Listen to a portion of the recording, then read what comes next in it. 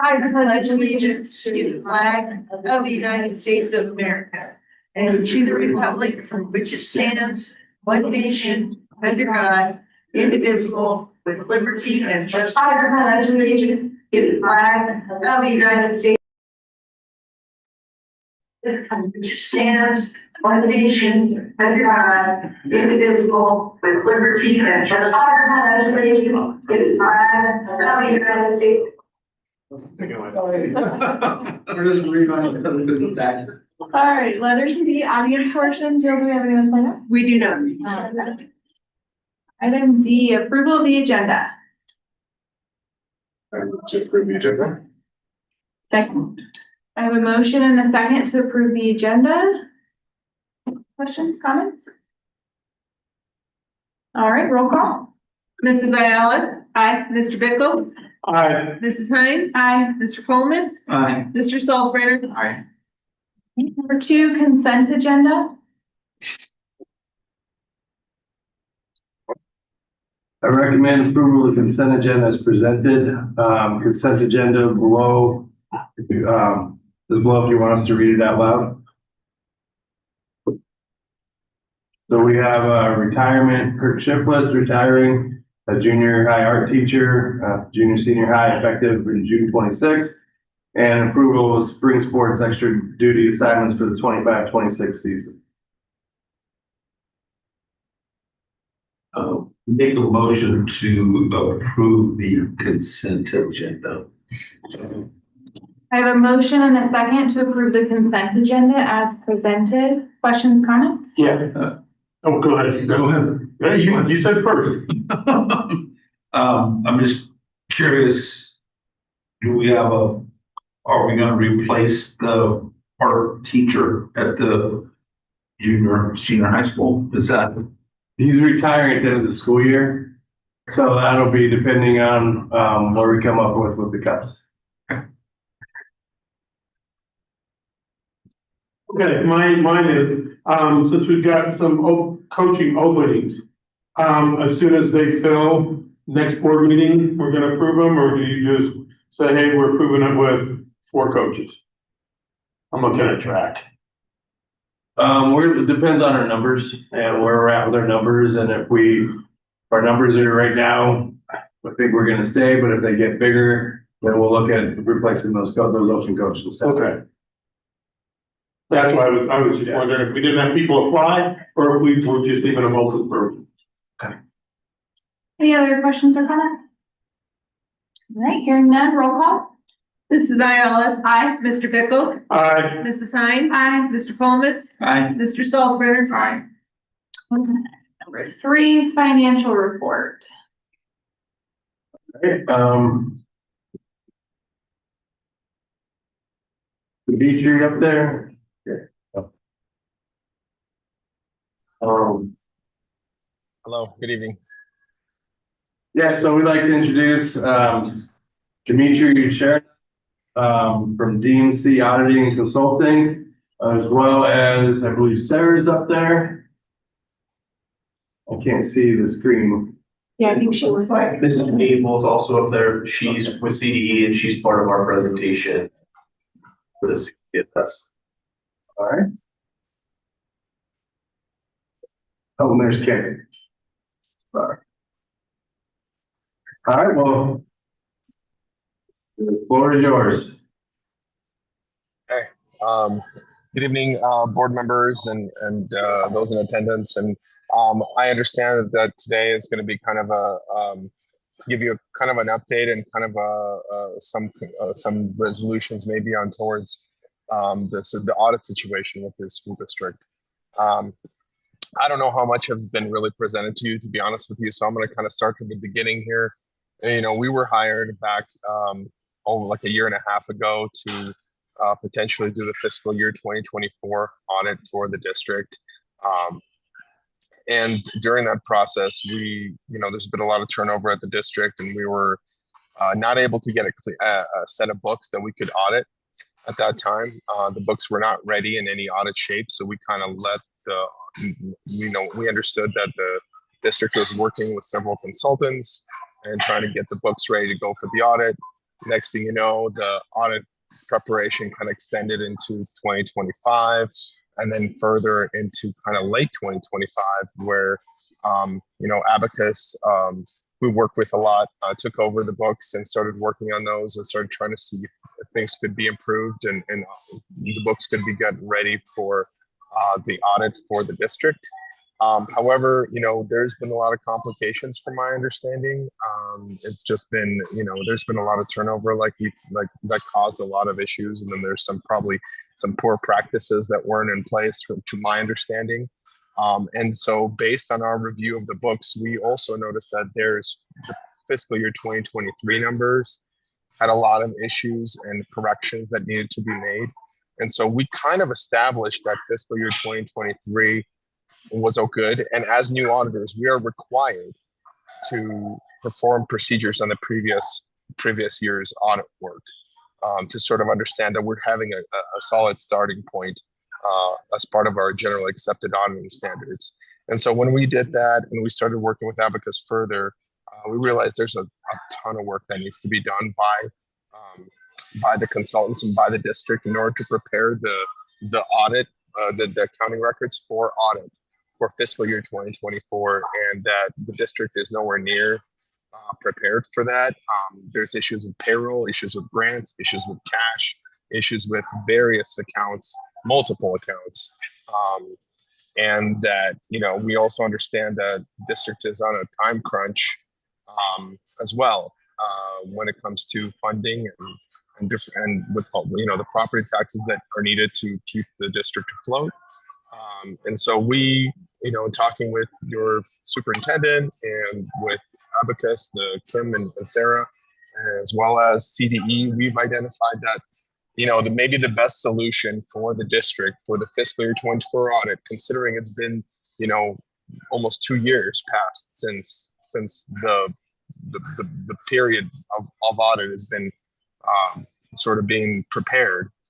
Maybe it's best to disclaim an opinion, which basically means that we would not express an opinion on the district's financial statements. We will prepare a financial statement based on the information we have.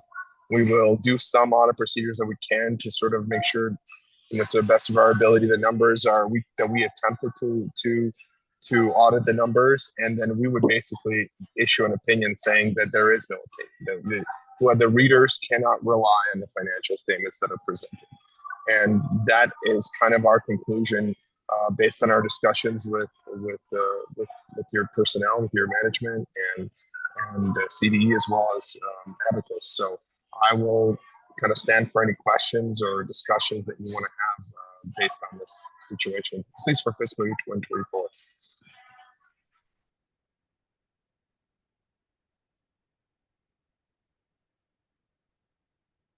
Any question for Dimitri? How did this happen? How did this happen? And this is beyond embarrassing to the district. I mean, I don't know. How did we get into this mess? How did this happen? And Dr. Crumholz, you were not here. This is not on you or on your watch, but this is just beyond embarrassing.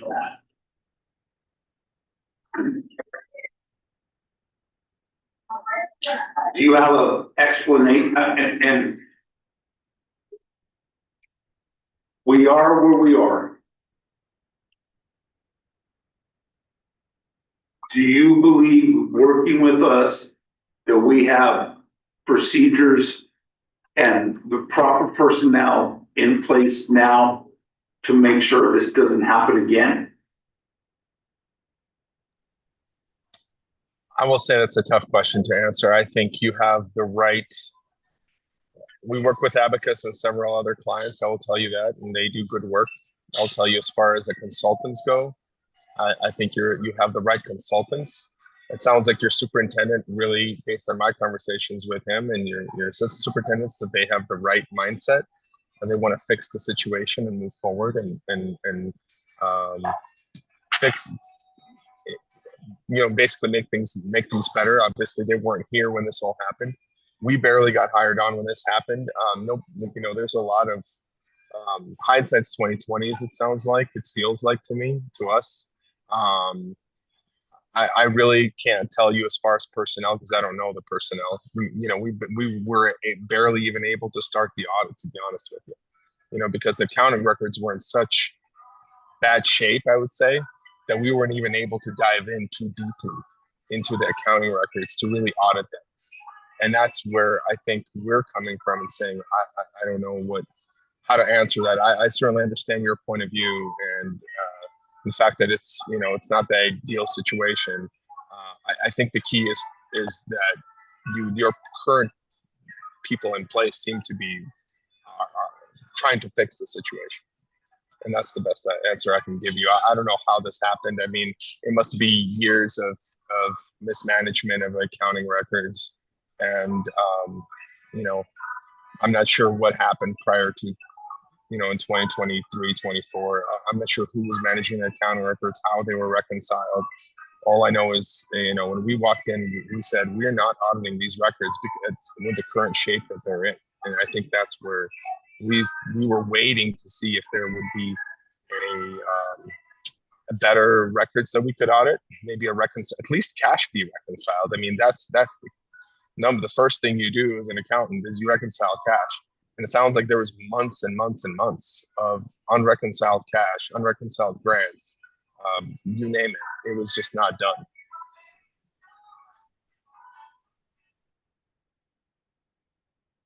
Thank you. So no opinion on the fiscal 24 audit. What's your confidence level of being able to issue an opinion on the 25 audit at this point? Great question. I'm not sure. I don't have. I have more confidence in that than I do the 24 audit. I'm not going to lie to you. But we'll have to wait and see. Honestly, I know that I trust that Kim and Sarah would do their. They would still have to go back to 24 to a degree to reconcile these cash. Right. And there's some things that they're just still going to have to go back to 24 to find some things that will roll forward into 2025. It's hard to say because when did the controls go in place? Because clearly there were no controls or very few controls in fiscal year 23 and 24. And the question, what year? I'm sorry, I couldn't hear you. What year were there no fiscal controls? it doesn't 24, sorry. Okay. 20, thank you. School year 23-24, fiscal year 24. Yes. Got you. Thank you. Yeah. I couldn't hear you. Thank you. Well, I apologize if but basically what we're trying to get at is that whenever the controls went in place, that's when we would have more faith in the accounting records. Because, I'm not sure when in 23, 24, 25, the controls actually got improved or implemented. That would definitely tell us how much reliance we can place on the accounting records for the fiscal year 2025. And we won't know that until we dive in, to be honest with you. The worst case scenario, what would you estimate timeframe for this next audit? Fiscal year 25? Yes. Can't give you a time frame, unfortunately. I mean, we're disclaiming an opinion on fiscal year 24. That would also all depend on how, when the accounting records will be ready for us to audit. They have to be, for us to start the audit, the accounting records have to be ready and completed on an accrual basis and reconciled. And that's not, obviously there's a reason why we're proposing disclaiming the opinion for fiscal year 24. So I honestly cannot give you a concrete time frame until we start looking at the accounting records when they are ready. Do you have another question? Oh, yeah. So, sorry. Go ahead. No, I'm sorry. Go ahead. So after the 25 is submitted, we'll be back on track to do 26? Yes. Okay. We have been told at previous meetings that we were on track for our 24-25 audit. And now I'm hearing you say something different. Are we not on track for our 24-25 audit? What defined on track, please?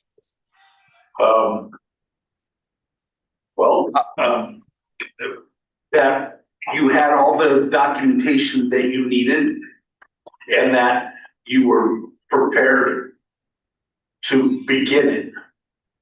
And I'm seeing you shake your head. That's not true. No. We haven't even touched fiscal year 25. Not touched it. We haven't even seen the trial balances, nothing. What we have looked at was 23-24, and we were able to review the beginning balances and somewhat get a good understanding. Kim was able to reconcile up to that point, and we're able to review the fiscal year 23 starting point. So we know when we start the 23-24, when we start the 24 audit, which we were planning on doing, that we would have a good starting point, and we got to that spot. So all we had to do was make sure we reconciled 23-24. So we are purely talking about 23-24. We have not touched, we have not looked at fiscal year 2025. That is not in the cards yet. And it's not going to be until we disclaim this opinion for fiscal year 24. And then the accounting records will need to be gone back and reconciled from July 1st, 2023, all the way through June 30th, 2025. So that's 2 Dimitri, years. Yes. Yeah. What I'd like to just say is basically anytime that we would get emails requesting data, we were returning it on, as fast as we can, or as fast as we could, we would turn it over right away. So we were returning them, but that's when you would go down, or David would be going down a different hole, and then he would need more information. So that's where the holes, or that's where that we kind of fell off track, is we started getting missing items over the last few weeks that we could not even find anymore. So, and that's where ultimately Sarah, you, Dr. K, and, we all met and started talking about this other option. Well, I think where we went with is maybe about a month ago, maybe a month and a half, Yeah. We kind of said, look, we can probably finish this audit, but we need this list of things, right? And we went through, we said, look, we can probably issue an opinion in fiscal year 24. We were just talking about fiscal year 24. Mm-hmm. And we can probably issue somewhat of an opinion on these financials if these list of things would get done. And then after looking at the list, it sounded like it was just not going to be able to be done in a solid enough time frame. And so we said, you know what, the only other conclusion you have, the only other solution you have is to disclaim an opinion, because we will not issue an opinion on information that we cannot substantiate with evidence. So the next steps after we issue this disclaimer, then you're going to be waiting on basically an audit package from Abacus. Correct. So what's the ETA of having that package essentially put together and ready to go for you to look at? I'm working with Jared as well, and we have to get grants in alignment, as well as making sure the cash is in alignment with what I worked with the auditors up until now. So I will be going back and reviewing everything. My hope is, or my goal is by May, is I will have everything in order to send over for them to be reviewing at some point in May, I should say. It's in May. Correct.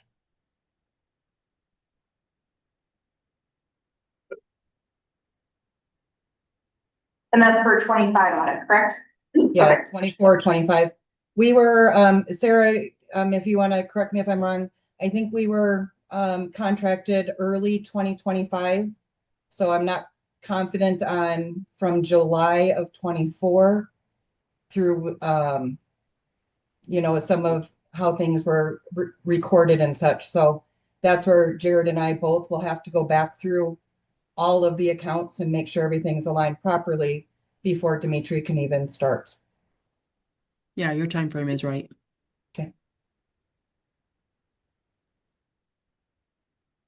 We started running payroll not until July of 25. So I'm not sure even what payroll looks like at this point. So that's going to take me some time to go back, especially with Jared, to make sure that the grants are assigned to the right people.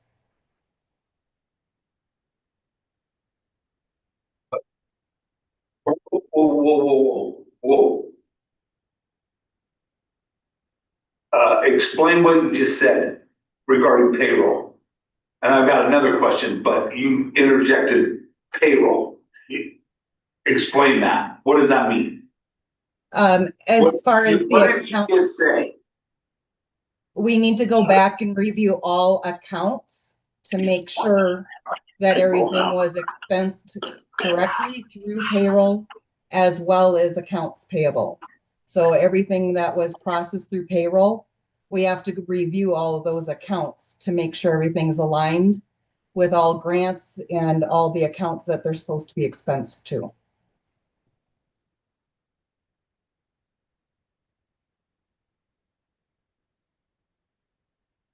Okay. I guess.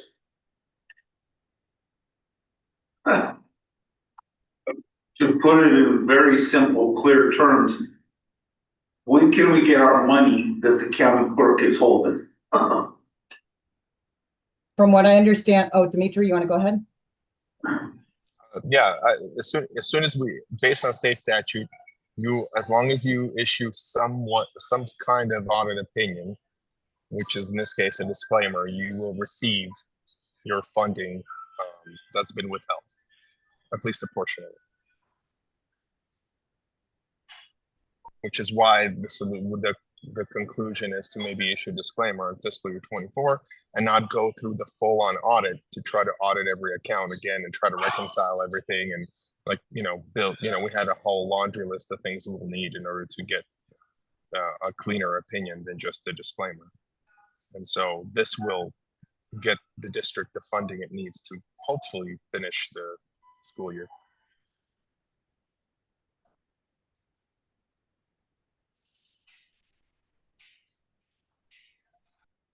Any other questions?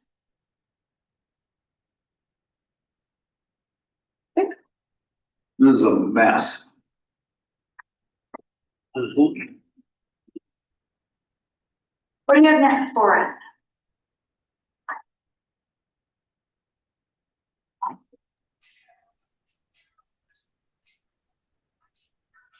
I'm sorry, I didn't hear what you said. What was that? What do you guys have next for us? We don't have any more questions. Okay, I mean, what I need from the board personally and from our firm is for you to be okay with a disclaimer of an opinion on the fiscal year 2024 financial statements. That's really what we need in terms of, so you have an understanding that this is what's coming and the consequences that go with it. Certainly it will fulfill the state requirement for an audit. So that's the good thing, and it'll bring back some sort of financial resources back to the district that are maybe being withheld by the county treasurer.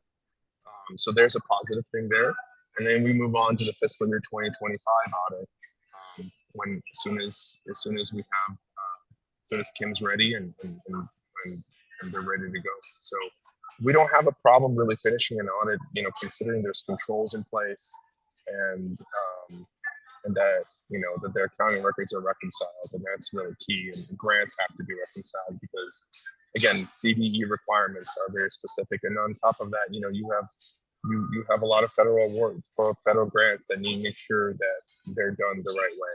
So I can't guarantee anything on fiscal year 2025, but we will start as soon as they're ready. And maybe we need to set up time and meetings with the board to give you updates. that's something I've done with other clients. And if that's something you prefer, I'm happy to keep you in the loop. I will also tell you that, you know, we're crossing into another busy season for my firm. We don't have, infinite resources. So there may be some delays due to that. And so I want to make sure I'm clear on that and make sure you set the expectation right that, you know, we will do our best to work on your audit as fast as possible, but there may be some delays due to the fact that my staff will be really, really busy from May to about middle of June, maybe early July. So there may be some timing differences there. So I just want to make sure the expectations are set and that, you know, we will do our best to get things done as fast as possible and keep you in the loop on what's going on. Something I guess for clarity, because you were cutting out a little bit. And so when you were talking about keeping us updated, I didn't understand, were you saying quarterly you were going to keep it because there was static or something was? Oh, sorry. Sorry, I can keep you up to date as often as you wish, I guess is what I'm saying. Okay. I've had clients where they're kind of in the same boat. Maybe they're concerned about the timing of the audit, and they've requested that I give them updates, every month or whenever, and keep them up to speed on where we are with the audit process. But I will tell you that, you know, there are going to be times where we might be busy and might not be able to get to your audit every single day and put all our resources towards it because of our size and our resources during that time of the year. That's why it's so important to keep these audits on a timely. So. Yeah, thank you for the clarification. Yeah, because I feel we'd be remiss by not getting an update. You know, whenever you can provide one. I mean, I understand, you know, the time of year we're in, but because of past financial errors, struggles, whatever you want to call them, I think we'd be remiss not getting an update. Absolutely. If we were to do an update, I mean, we will once we do the disclaimer opinion, we will probably present that to you as the board. Whenever that's done, and then subsequently, as soon as the fiscal year 2025 audit starts, we will start keeping you up to speed on where we're at from our point of view, if that works for you. Yeah, I'm a consultant, and you're speaking really good consultant speak right now, and so good job.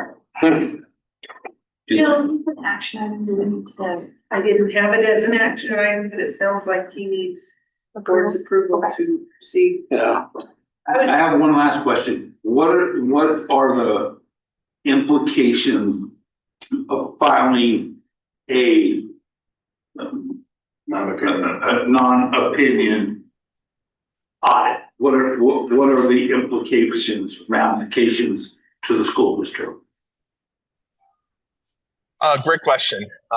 As far as I will tell you, I don't know all of them. I will tell you the implications are likely from as far as this. I can't speak for the Colorado Department of Education. I believe you have somebody here who might be able to maybe speak to the implications of that. But as far as, you know, the biggest one is the bond rating. It'll definitely impact your bond rating moving forward if you decide to go through with a bond. That is the number one. How long? Can you talk a little bit more about that, and how long does that stay on our record? I guess. You're talking about as far as the rating goes, or you're talking about? Yeah, the bond rating. The bond rating, yes. And does that affect our current bond? I'll have to look into the current bond. I don't know the impact on the current bond, but as the future, really depending on the rating agency and how they look at it. I would think that if you had, I really can't answer it exactly. I would think if you had several years of clean audit opinions, I don't know that it would impact it that much. It's hard for me to say. I don't work for a rating agency. I've worked with rating agencies before, because I've been a finance director before, and I know I've worked with rating agencies, and so I know that they look at this as to say kind of a consistency rating and the funding, but they look at a lot of factors, not just an audit. They look at, what's your reserve like? They look at, different factors in the surrounding community. Is there, consistency of revenues, that they look at more than just an audit. So it's just one of the factors that they look at. So it's hard for me to say, but that's the main one that I can think of. I can't speak for the state or what the implications are on their end. Question, what happens if 2025 is like this? What happens if we can't find all the stuff and we end up doing the same thing and we can't proceed? What is the outcome of that? As far as just impact on everything else? I mean, what is the impact? Does the state come in? What happens if we can't find all the stuff for 2025? We have the same problems. I don't know. That's something you would have to ask the state. I'll tell you this. As far as I know, the state auditor's office, and I don't want to speak for them, but based on my understanding, is that the Colorado Department, the Colorado State Auditor's Office of the State Auditor, would be okay with the audit opinion as presented, the disclaimer, for fiscal year 2024. I'm not sure what the implications of multiple years of this would be, but I don't know what that does to. I don't know that it's never happened in my career.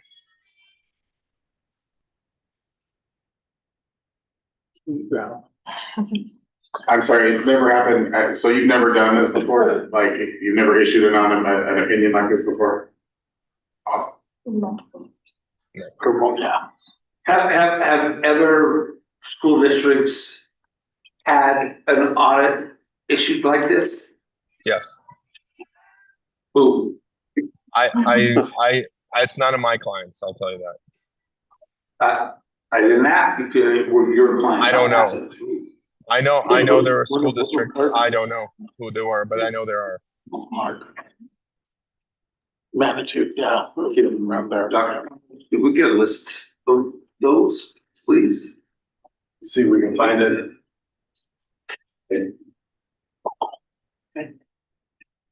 I entertain a motion to approve the disclaimer of opinion on the 24 audit.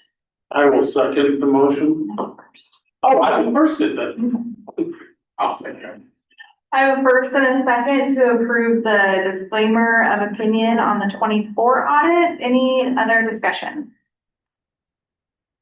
Hearing none, roll call. Mrs. Ayala, Aye. Mr. Bickle, Aye. Mrs. Hines, Aye. Mr. Coleman, Mr. Salzbrenner. All right. All right, moving on to letter B for the January 2026 financial report.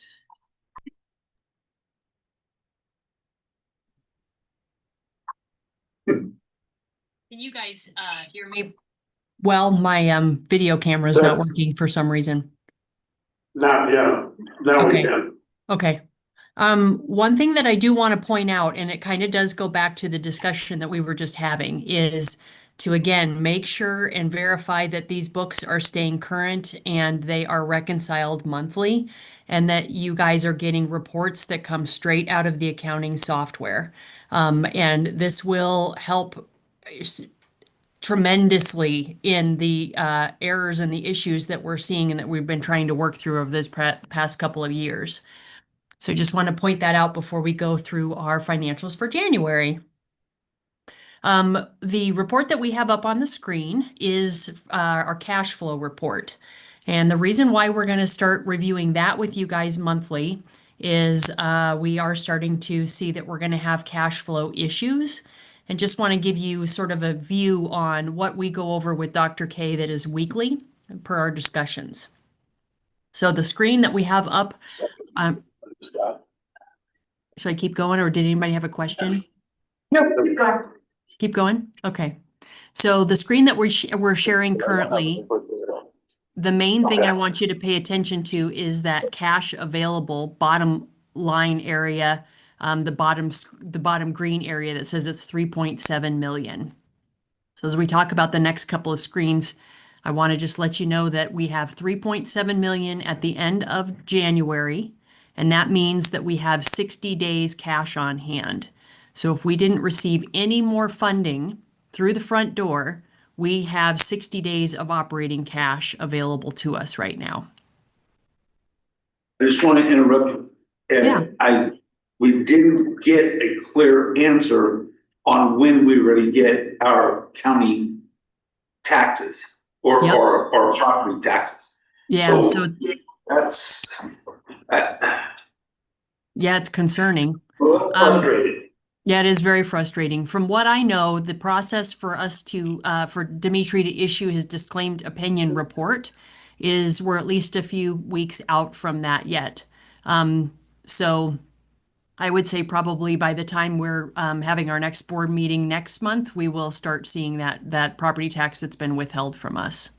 If something seems like it's going to take longer, we will communicate that through Dr. K so he can let you guys know what that time frame looks like. We have currently been in contact with what's the state loan program through Colorado State, and it's an interest-free loan program. However, currently at this time, they wouldn't allow us to be enrolled in their program because we didn't have an audit for 23-24 in place. So again, another reason why this disclaimed opinion at this time is the best option for the district, so we can continue to keep moving forward. So basically with the 60 days cash on hand, without doing this disclaimer, after 2 months, we pretty much wouldn't make payroll. Yeah, Correct? we still get a little bit of funding in through the front door, but that is correct. We're starting to see that cash is gonna fall out here shortly, sometime in April or May. And to finish the audit, it would have taken longer than April or May. That is correct. Yeah, the big crux to the matter is that cash wasn't reconciled correctly. And so in order for Dimitri to even be able to start that verification process, they have to know that there is no transactions that have been booked to cash that were incorrect. And that's a big project. And that's a personnel issue. That's a mistake on the district side. Is that correct? That is a lot to do with how the finance office was doing reconciliations. So again, I will stand firm on the fact that the district needs to see financials coming out of the financial software. Because an accountant can show you guys reports if they're made on Excel spreadsheets. How do you know your books are balanced or reconciled?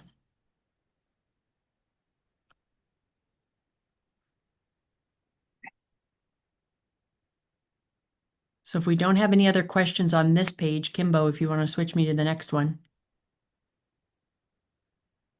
This is another big one that we review with Dr. K every week on Tuesdays. What this shows is the cash that's sitting in each one of the bank accounts that the district has available. One thing that I want to point out is that we had 2 CDs, and we had 1 CD that closed down in December. There's still another CD out there that I believe was closed out here in January. Or February? Okay, so it was closed late January. We see the cash come in on February, so that's why there's not noted up here. So the big thing that we're wanting to look at is that yellow line where it says total cookie jar. Again, that's the cash that is available to the district for operating. The other thing that I want to point out is that our outstanding checks. So it's the cell that's in the middle of the 2 colored lines that Kim just put in blue. So outstanding checks is something that we review with the team every Tuesday, because at this point we're watching to see if we have cash that's going out in this form. It would be payables going to vendors. We want to make sure that we have enough cash sitting in the bank account that we can cover that, but we can also make sure that we are going to hit the next payroll. So I want to let you guys know that the payroll, the next upcoming payroll is one that we are always watching to make sure that we have cash available for that next upcoming payroll. And so this is just showing us that the total at the very bottom is after we take out the outstanding checks that have been issued and the open accounts payable that are out there, that we would have $797,000 sitting in the bank account. The checking account. In the checking account? Yeah, just the checking account. So again, this is just a view that you guys get to see of what we review with Dr. K on a weekly basis now. On average, how much is a payroll run?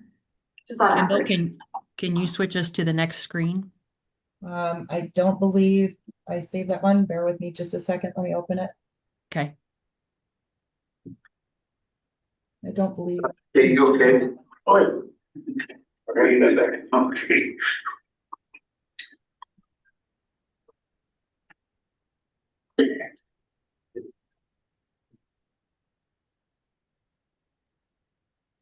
While Kim's pulling that up, I will tell you that Dr. K is very adamant with us, as well as anybody that's helping in the finance department, that we remain as transparent as possible with you guys as well as any of the public. So if any of you guys have any questions, please ask them, or if we need to supply you with anything, let us know. So this screen here answers the question of how much those payrolls are running. And you can see that over in column D, the payroll that was for January came to 1.187 in total, and that's called all in. So that would be not only the payroll amount that's paid out to the employees, but also the para and associated benefits that go along with that. The other thing that's nice about this page is we're also comparing it to this time last year. So we can see, is the district running on track from where we were last year? Does these payroll amounts make sense? That sort of thing. So one thing that we will call out, and Kim is already ahead of me, is that the area down below in red, what that is showing is that we receive funding in from the state each month, and that funding comes in, and then we have payroll that goes out. And so unfortunately, at this point in time, the money that we receive in from CDE monthly is not high enough to cover that payroll all-in amount. And so even with just paying payroll, we're running at a 89, almost $90,000 loss each month. And that's not taking into consideration any of the utility payments that we have or any outside vendors that need to be paid, and that sort of thing. So again, we're not making enough to even cover our payroll at this point. So that cash that we have available to us is very, very valuable. Is that because we miscalculated? We budgeted on a per pupil number that we didn't come in at? Is that why we're not getting what we thought we were gonna get from the state? Yeah, that you're right. You're going down the right path. That is true. We budgeted for a pupil rate that we did not end up having actually come in. Right. So yes, yeah, we're operating, and our overhead costs are running That's much, why much we're higher. not getting, that's why we're not getting what we thought we were gonna get from the state, and that's causing our dilemma. Is that, am I, Dr. K? That's one of the issues. The second issue is we never addressed the cuts, and we never, so we set up the budget this year, or the budget was set up before deficit spending, already set up as deficit spending. So it was set up that way, and then losing students that we projected made it even worse. Gotcha. Is that correct, Sarah? Yes, that is correct. Okay, thank you.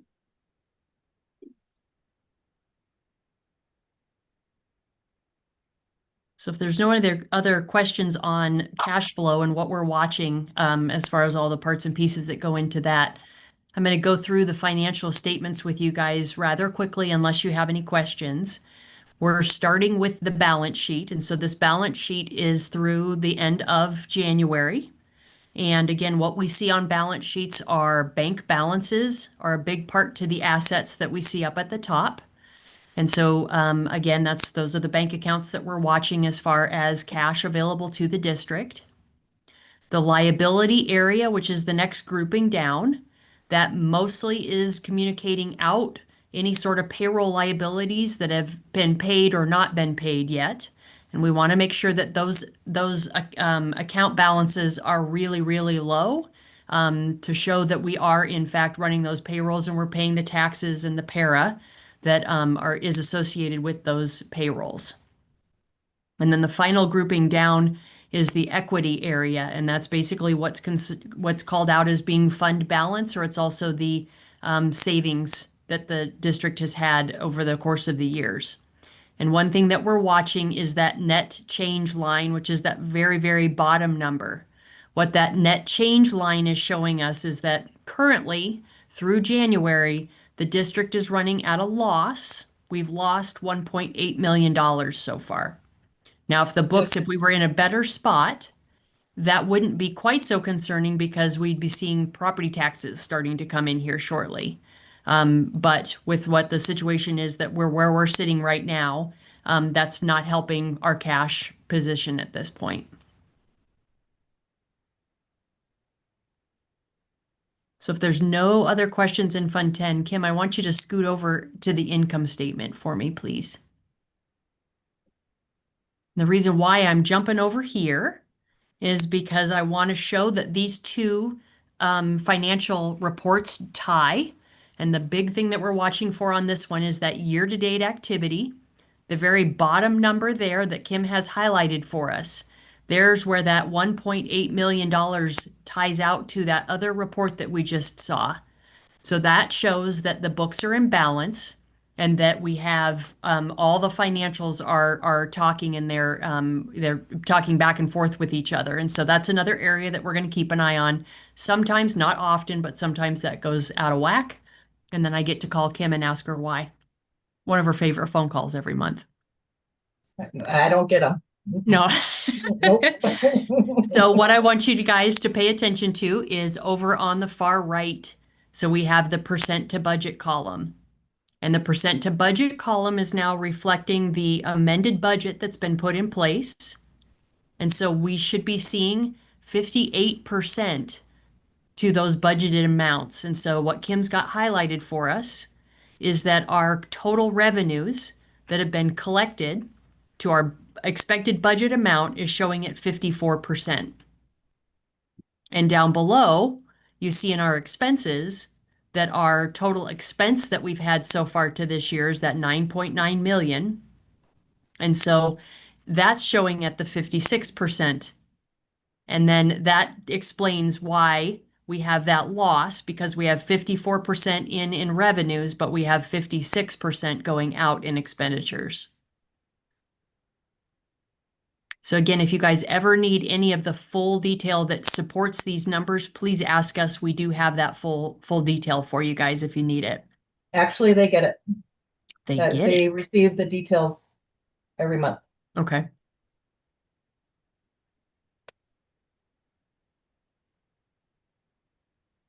So I do want to stop there, and I don't want to I want to stop for questions number one, and I know you guys have a long meeting ahead of you, but we really wanted to take my time to show you guys the cash projections, how those work, and then just where we're standing so far with Fund 10, because Fund 10 is where the main operating of the entire district rolls, and so that's the fund we're really watching because that's where all the cash that we need to operate the district comes in and out of.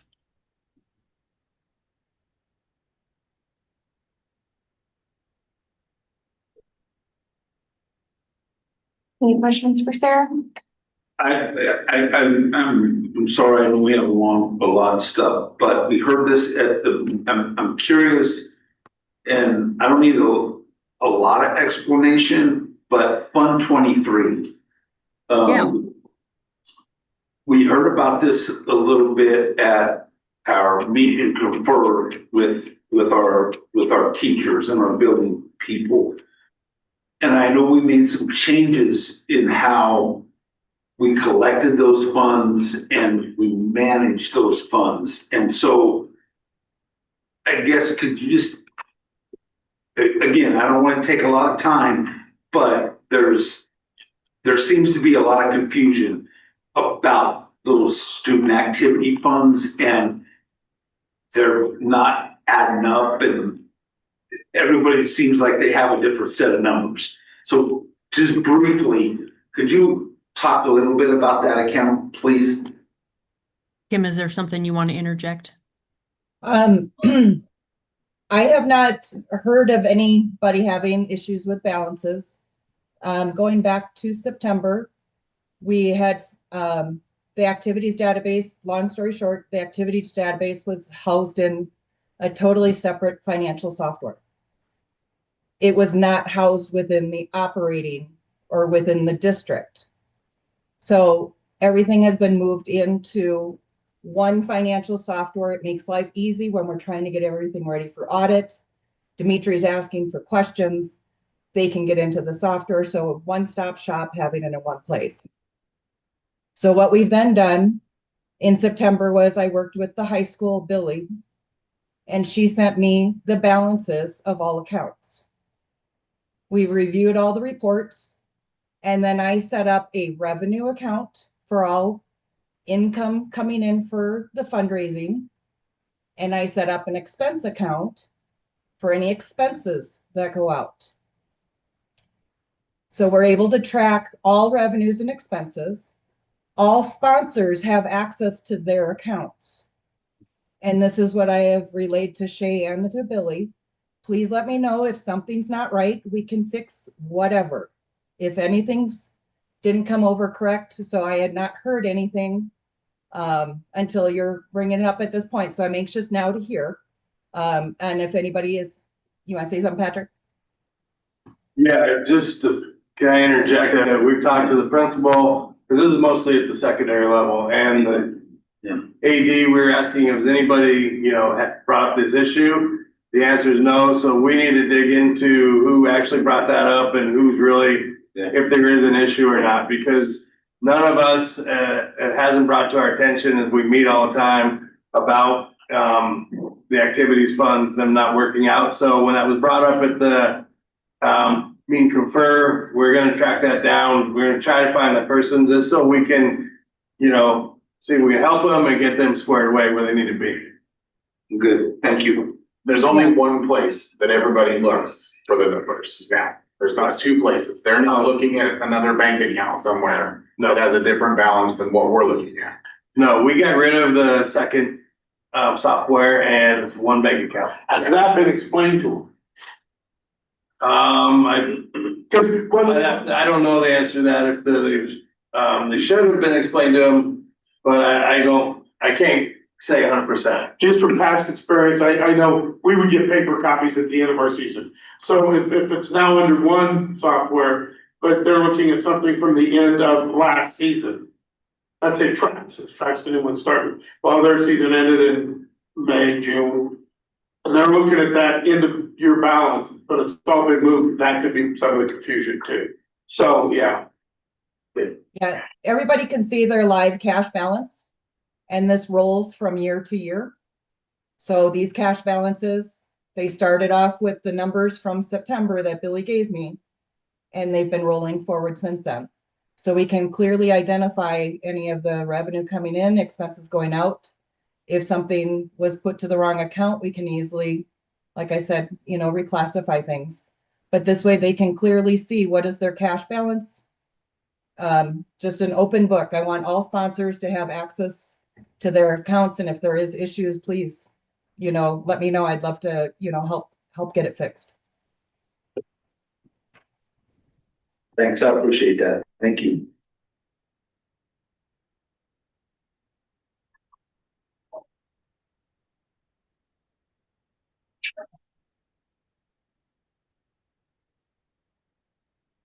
Do you have anything else for us, Sarah? No more, nothing else today. All right, I would entertain a motion to approve the January 2026 financial report as presented. So moved. Second. I have a motion and a second to approve the January 2026 financial report. Questions, comments? Discussion. I have a comment more than a question. I would just like to say it's wonderful, the documents they present over, because that's never been done. And I think that helps us have some accountability for what, not what got previously before us, but for what's going on in the future. That now we have access to this stuff and we can look at it. So whoever our consultants are, whoever set this up, or all of you, thank you very much. Anything else? All right, roll call, please. Mrs. Ayala. Aye. Mr. Bickle. Aye. Mrs. Hines. Aye. Mr. Colomans. Aye. Mr. Salzbrenner. Aye. Moving on, 4 minutes. I move to approve the minutes of the January 26th meeting as presented. I'll second. I'll second. I have a motion and a second to approve the minutes of January 26, 26 meeting as presented. Questions, comments? Maybe we should think about moving on approval of the minutes up on the agenda before we get into the details. Just a comment, but All right, any other questions or comments? All right, roll call. Mrs. Ayala. Aye. Mr. Bickle. Aye. Mrs. Hines. Aye. Mr. Colomans. Aye. Mr. Salzbrenner. Aye. One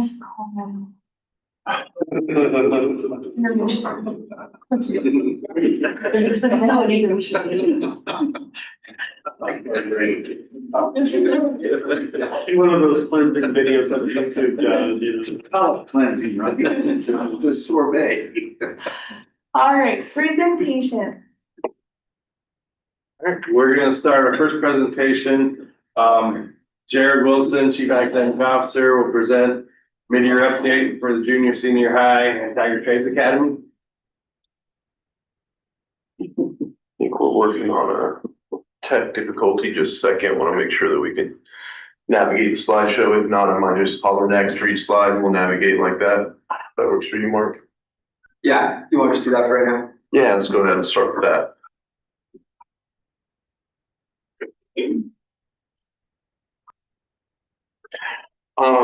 So last month I came in, was able to present on primary and intermediate. I'd like to do kind of the same deal for our junior, senior high and TTA. So starting off with our secondary data, what you see on the board is our arc of the year for 25-26. So you guys have heard the UVA term 90-day plans quite a bit. This essentially is the same concept, but through TNTP lens. It's called the arc of the year. So they break down the school year into 4 arcs, turn those into sprint cycles, identify really clear goals, and then work with staff to meet those goals, collect data on those goals, cycle it into our professional development and our PLC time. And so you can see on there how La Junta's junior, senior high has broke down their arc of this year.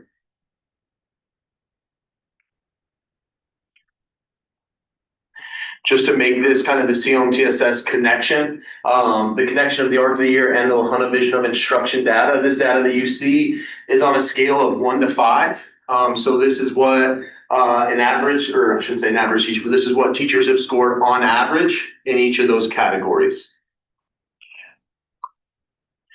And again, what we do with that arc of the year, La Junta vision of instruction in each of those categories, we start to define the teacher or the adult steps that need to change that will improve student outcomes. So as we navigate through each of these sections, we collect data, see how our teachers are scoring, identify actual steps that we can take to improve that, and then use that to drive our professional development and our PLC.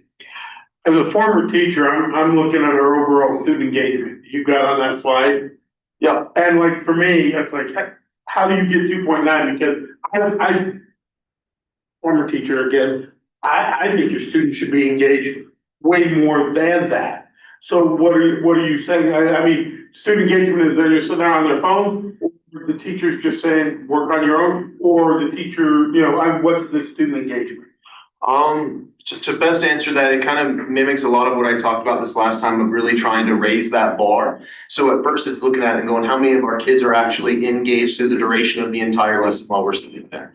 And then going from that, what does passive engagement look like to active engagement? Are they just kind of sitting and getting, or do we have kids that are getting up, wanting to participate in the lesson, get into group work, all those kinds of things? As we started to look at that throughout the year and saying we want to have a higher level for that, is how we're looking for that engagement, if that makes sense. Yeah, I just wondered how you're judging the engagement. So as long as it's consistent. Yep, and we're trying to use that Lahana Vision of Instruction tool across the district to say, this is what it looks like. When we say this is the golden standard, this is what we want it to look like, and go through with that. And I have an image on that later on the slide that might highlight that a little bit more. Stepping over just to look at some NWEA data. So this first slide shows our increase from previous years. So this is math, achievement and growth percentile ranking. So for winter 25-26.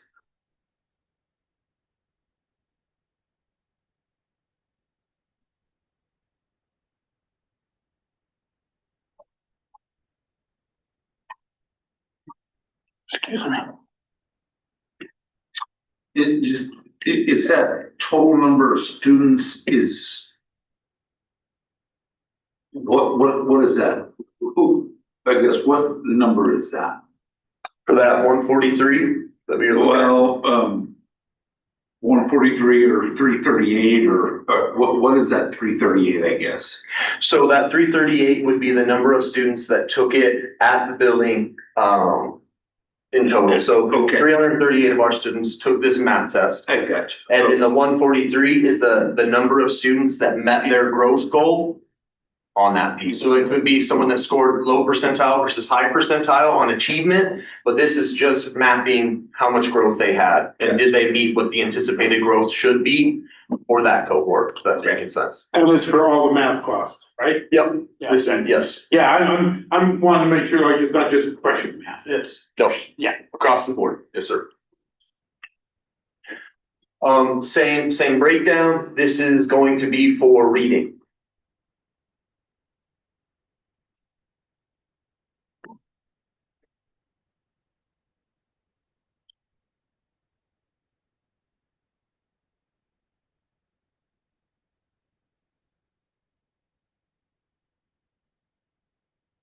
This is for science.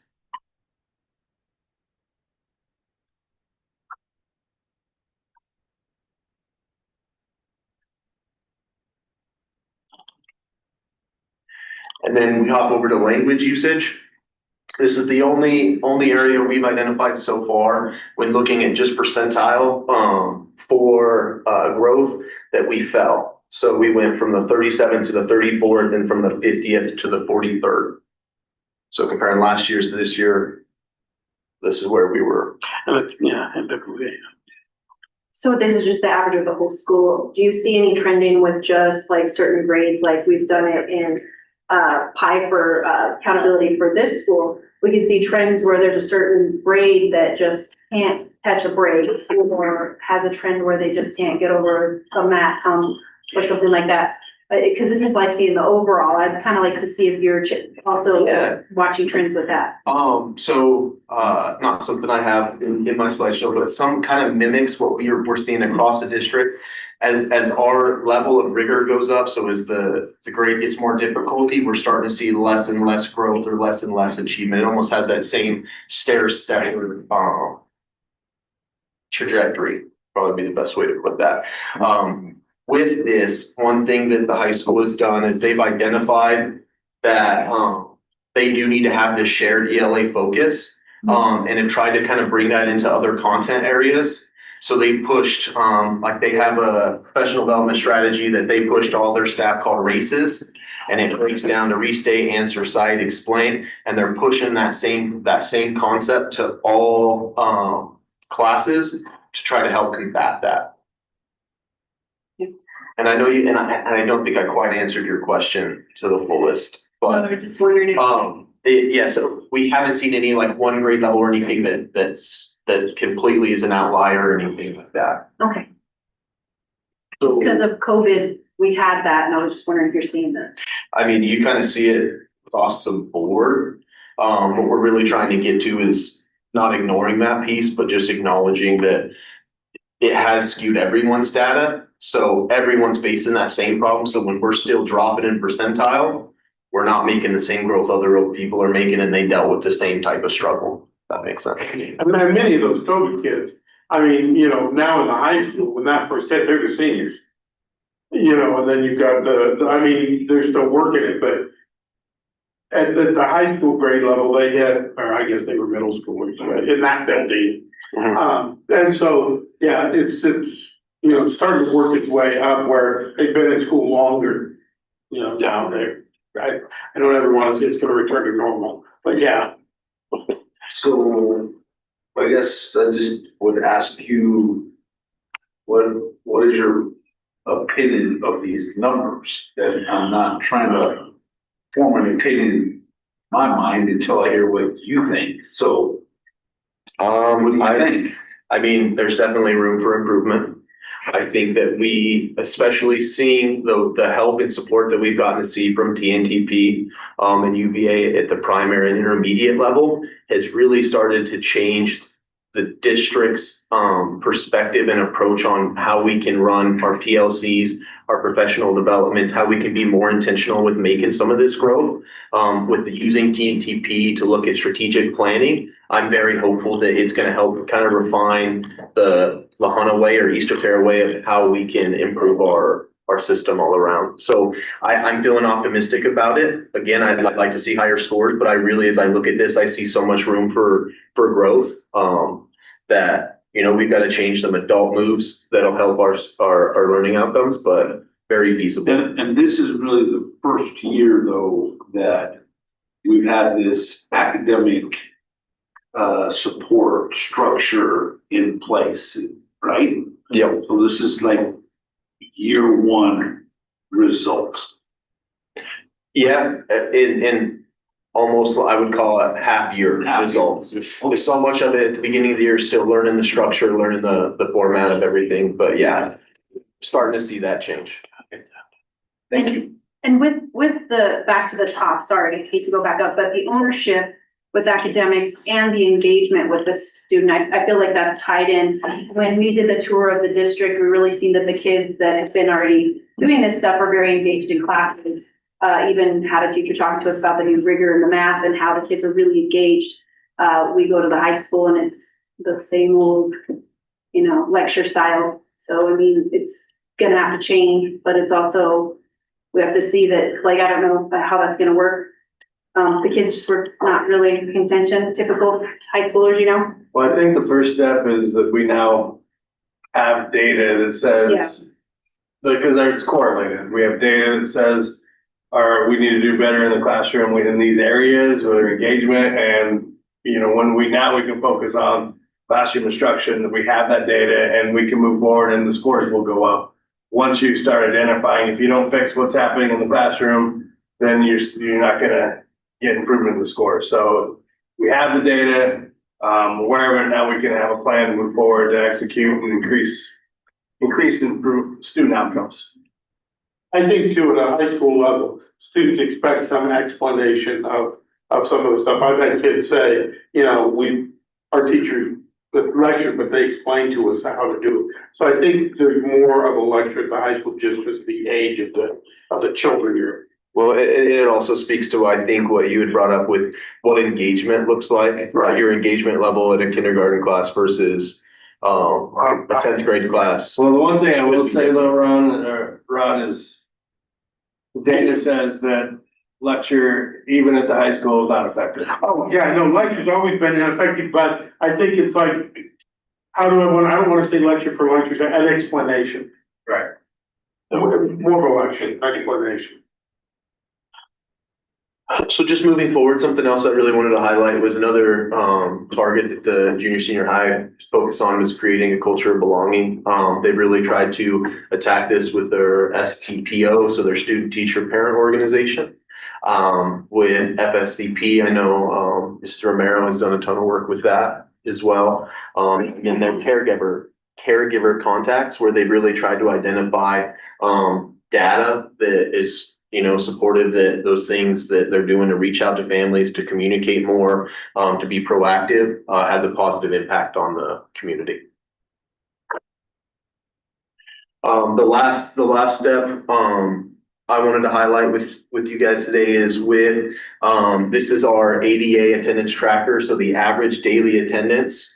And if I mispronounce this, Haley, please let me know. But this was a great representation of, this is the number of students who are present each day during or in the building during a given month. And it's calculated by adding the number of students in attendance each day and dividing by the number of school days. So essentially it's charting how many students are in class in each period throughout a given day on average. And it's broken down monthly. And we're able to use a tool like this to give to our school leaders to see if they're seeing trends from, we're hoping now that we have this kind of set up and Mr. Romero's built this, that they can look last August to this August. Are we seeing a trend in this piece, comparing that and seeing what initiatives we can do or actually have an impact on that? We don't have any data for last year. This is the first. Yeah, that's just kind of that entry of what we're seeing across the board. Do you guys still use Infinite Campus? Infinite Campus doesn't break that down for you, huh? And correct me if I'm wrong, it seems that it does, but it doesn't quite give us as much actionable data. It breaks it down in a different way that when you start breaking it up by period and cohorts within the high school, it gets really confusing versus just on a general scale. What percent of our kids are in our building receiving instruction on a given day? Do we know how this compares to other districts? This is, what I would say is, since COVID, this is down. Yeah, so I am actually working with a learning cohort through the state of Colorado. On average, their attendance is really low. Every district, everybody, I'm with inner city districts, I'm with rural districts, I'm with everybody, and everybody's attendance is low. The state is actually working on a project to decrease absenteeism by 50% across the state. And we are kind of getting there, but they're really putting these learning cohorts together so that people can come together, talk about what they're doing in their district, what's working, and how we can exchange some ideas. And we have some things in place that we're gonna work on for next year. Those are slowly rolling out or finalizing so that we can roll those out next year. But it is across the entire state, attendance is low. But I'm looking at our numbers and I think they're pretty good. I mean, they're better than they used to be. Yeah. No, I would say this, that you want to be, before COVID, what was considered good was 93, 94%. Yeah, before COVID, yeah. Before COVID, yeah. So I think this is average of what's going on right now, better than in some places, but definitely down from pre-COVID numbers. Well, in pre-COVID, nobody had ever done online stuff like, that before either. So that's, All right, so I'd like to just transition over for Tiger Trades Academy. So again, we have UVA, TNTP using the UVA approach of a 90-day plan, identifying our big rocks. So again, big rock systems for knowledge and clarity of standards aligned planning and instruction, and then systems for coaching, for observation, feedback, and coaching. Again, just to highlight that Lahana Vision of Instruction tool, and it's kind of small on my side. I apologize if on your guys' side it's a little bit harder to read. I can get you a PDF version. But essentially, again, what that's looking at is what are the specific steps when we break each of these bullet points down? What could we be teaching our staff, or what can we focus on in a PD or a PLC to really make this come to life in our classrooms? Here is the Vision of Instruction data collected for TTA. So again, your average scale rating from 1 to 5 for teachers at TTA. Did the same people do the grading across districts or was it different? Across schools or was it different? Great question. So originally it had just started where each building was kind of doing their own. So principals, instructional coaches, admin, they were doing just their own. We started to see, especially with COMTSS and our work with TNTP, that district norming just wasn't taking place. What we started to do was build a cohort. Right now, it's currently just the instructional coaches and myself, where we'll go to each building so that our primary instructional coach is seeing it at the high school level and having more of those conversations to really define what this should look like to start that norm. Our goal for getting to this point would be to where we can put some of these cohorts together so that teachers can go see other buildings and vice versa, so that we're getting that seen across the district.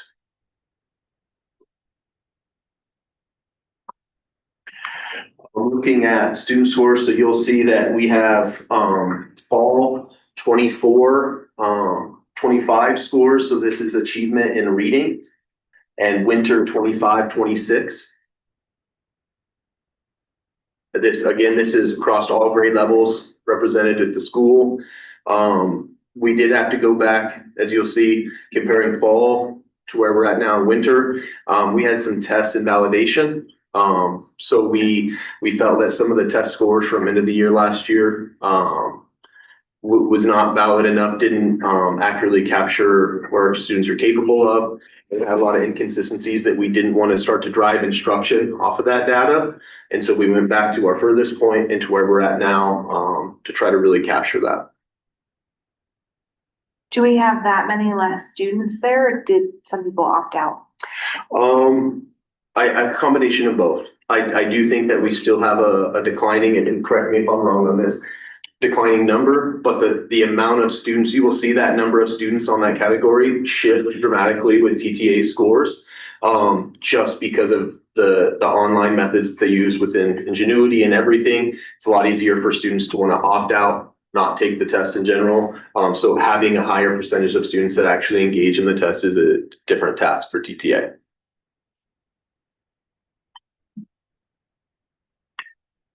Moving over into math, we see where we, again, fall, we're at the 11th percentile ranking and are now at the 14th.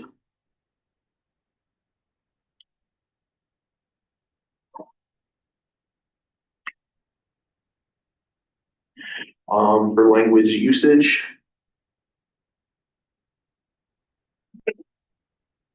same thing. The reason you don't have a statistic for winter kind of goes into what you brought up, Mrs. Hines. We had not enough students. We did have some students take this, but the population of students that did take it was so minimal that it wouldn't be right to share that data just because it'd be too easy to identify the students by it, if that makes sense. Usually once you hit a small enough portion, you don't want to share that out just to make sure that it still remains confidential.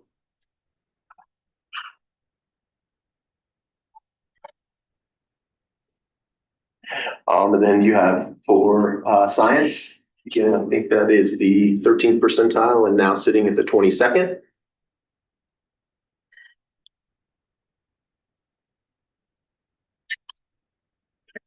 And then you have your final slide, which is your TTA attendance tracker, again, broken down that same way.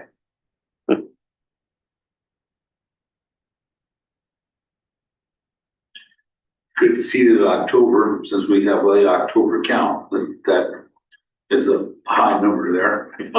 Yeah. I'm thinking homecoming event. What's that? Homecoming event. There you go, yeah. So.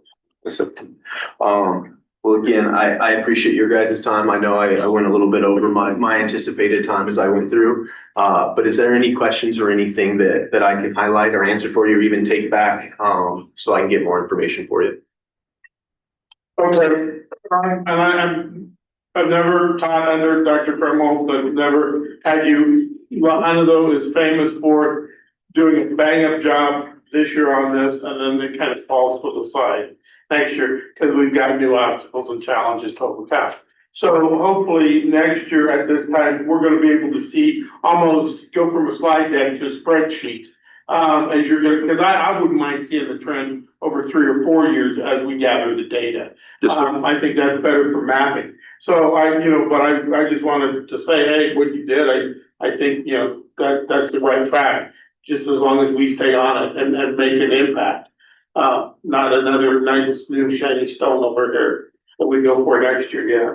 I really appreciate hearing you say that. It also mimics or matches what we're getting ready to talk to with MTSS, the next presentation, which is how can we develop these systems that are not jumping to the next shiny thing, but are district-wide. It's what's gonna help us keep what TNTP and UVA is going over with us. And it's gonna put it all in the same basket so that we're not siloed and we're working together as a district. Good, good.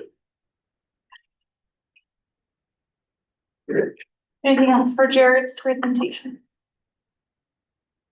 All right, moving on.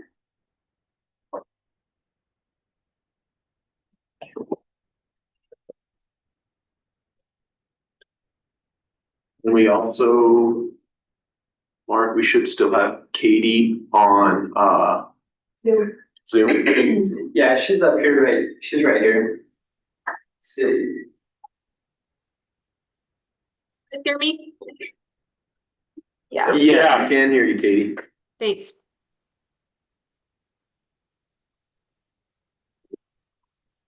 We're getting your image put up and we'll get rolling.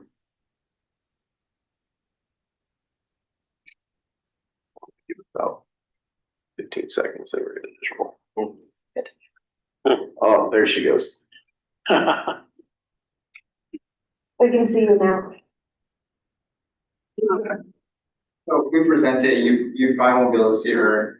Is there? Is that okay with you? Yes. Are you guys okay with that? You'll be able to see Yeah, the slide deck in front of you Yeah. and then present that. Perfect. All right.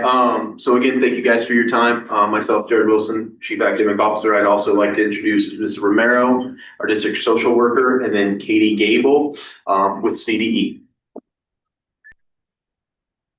Thanks, everyone.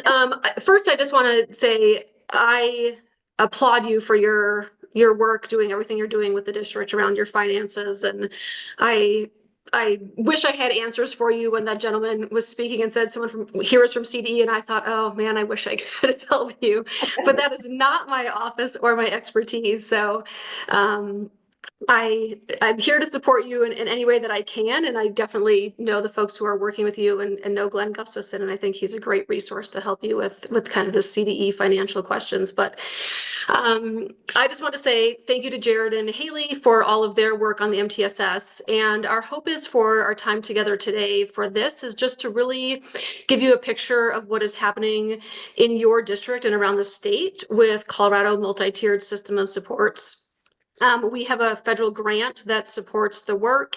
The grant is ending, but as Jared mentioned, this is really a continuation of the work that you guys are doing. So there's no financial obligation from the district to commit to this. It really is looking at a framework of connecting the great work that's happening in the district and kind of continuing to move those things forward. So our hope is for you guys to have an understanding that when you hear multi-tiered system of supports, that you know what that is, and that you can connect with Jared and Haley and the other leaders in your district who are doing the work to support the efforts.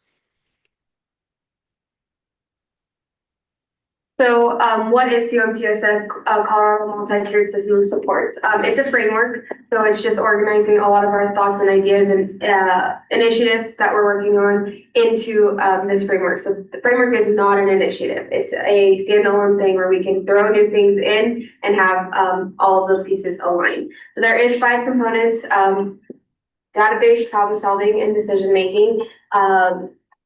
Family School Community Partnership, I can't remember off the top of my head. Layered of continuum supports, comprehensive screening and assessment systems, and then team driven shared leadership.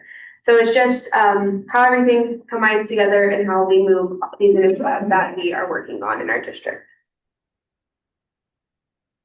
Thanks, Haley. I'm going to share just a little bit about those components and sort of what the work is looking like in your district a little bit. So the first foundational component in MTSS is team-driven shared leadership. And this is really the foundational piece of the work, right? It is that you guys have a district level leadership team that is looking at the systems and structures that exist in your district and how to work toward outcomes for students, right? So the reason we're all here is how do we get student outcomes that we're working toward? So your district has a leadership team. Jared and Haley are on that.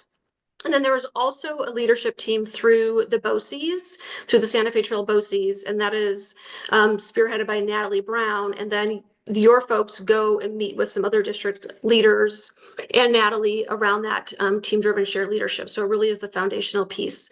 With that is the database decision-making and problem-solving.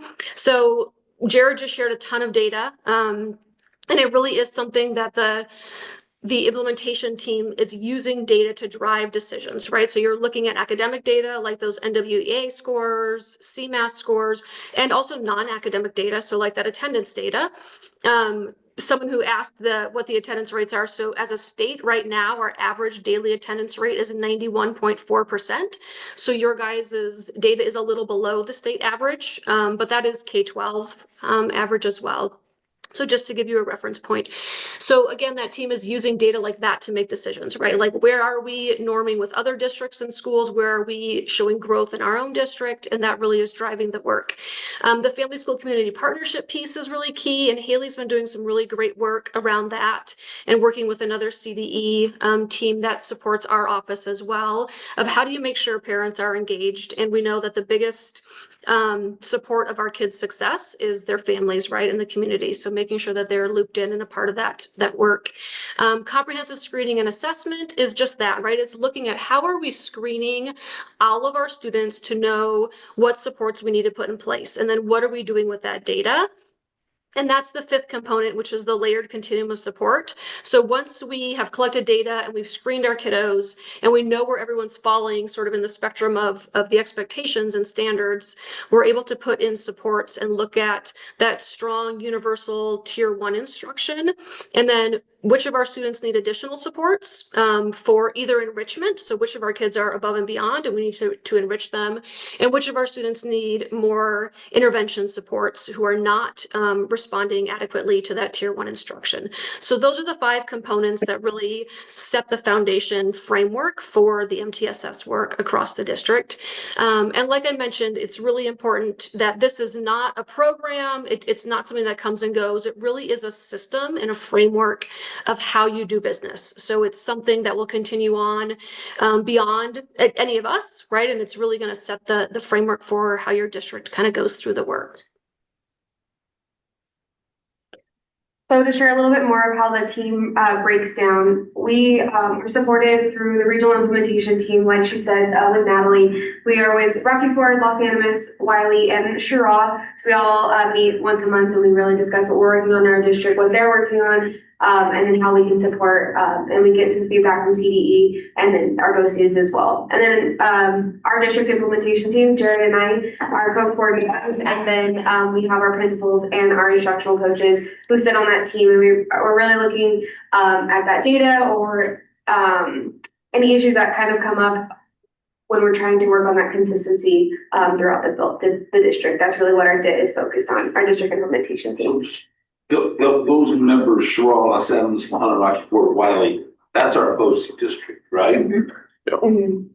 And who draws the BOCES district lines? How does that? It's whoever we have to like set them in. So we have to like vote and say, we're going to add somebody. I think there was somebody interested in us recently and I think we declined it. I don't know what it was.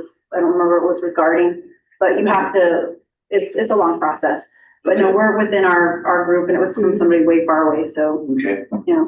Yeah, just Wiley just seems across like the state. Yeah, and just so you know, so that there are 21 BOCES across the state of Colorado, and they all do operate a little bit differently in terms of the services they provide to the districts.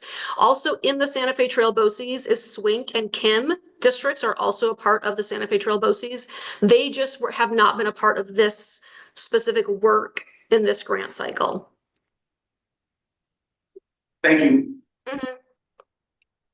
And then after our DIT, we're working on supporting our school implementations team, so our CSIDs.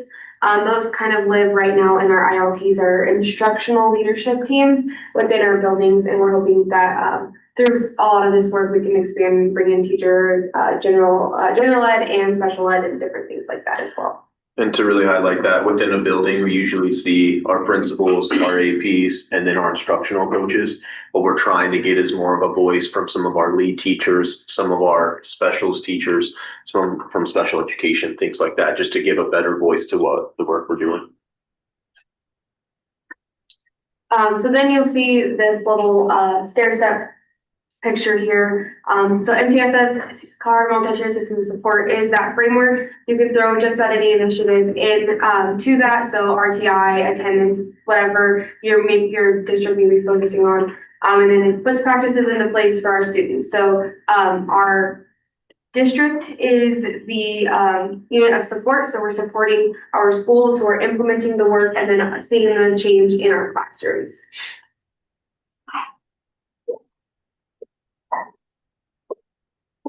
Haley, and next I just want to share this visual. This is something that we use a lot in our office around the reasons for having a framework.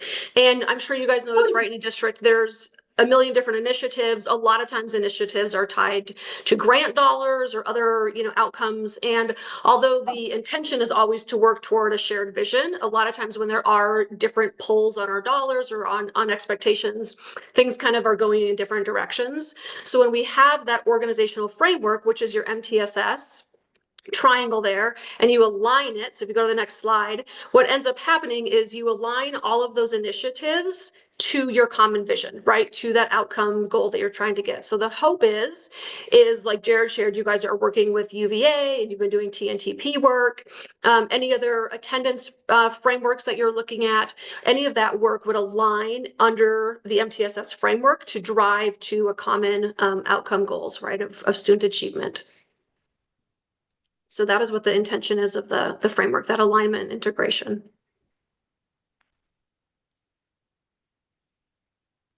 I now moving over to just our next slide, which is data-based decision making.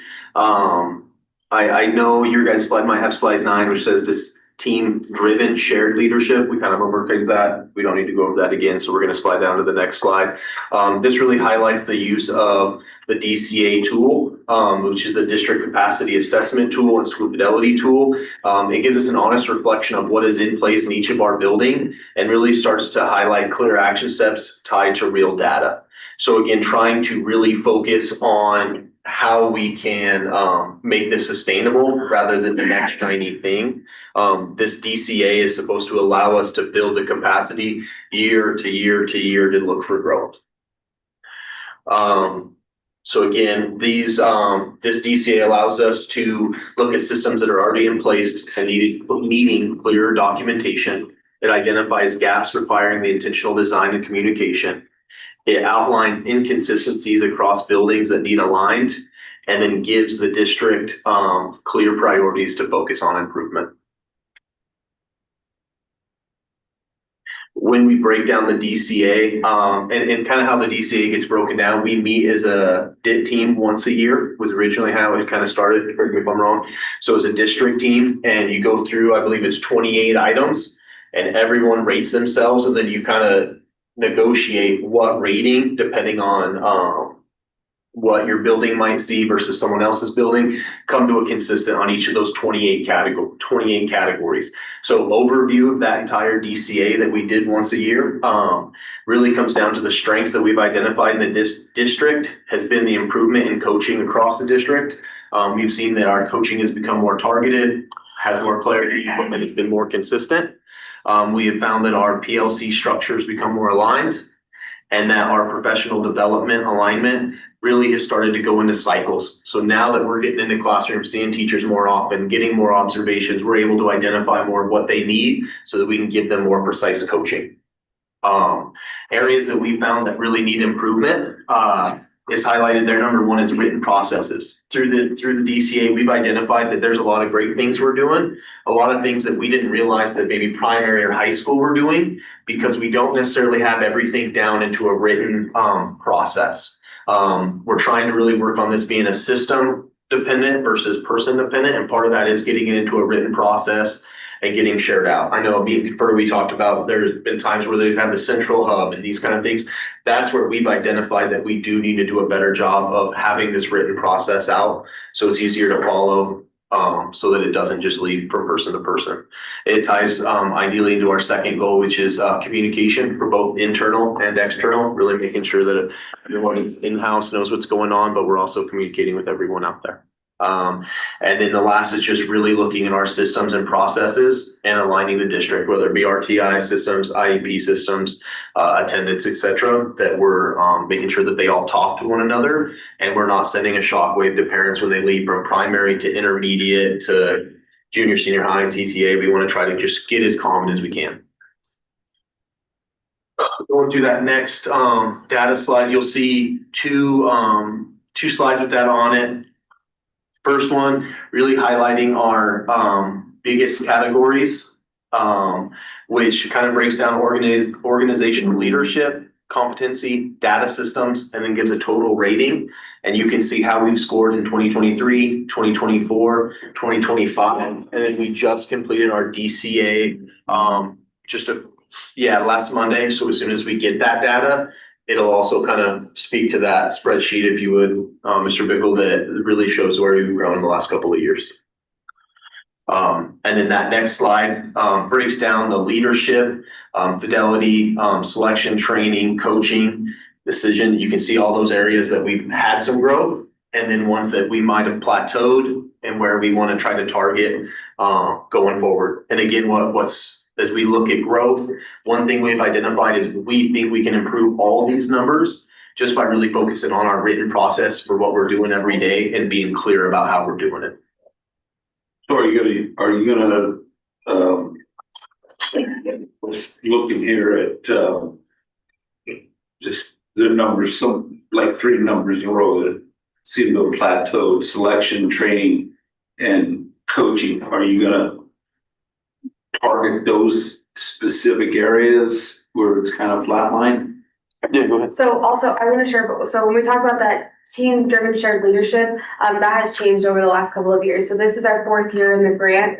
The first year, it was me pretty much running it by myself as a baby social worker and a baby to education.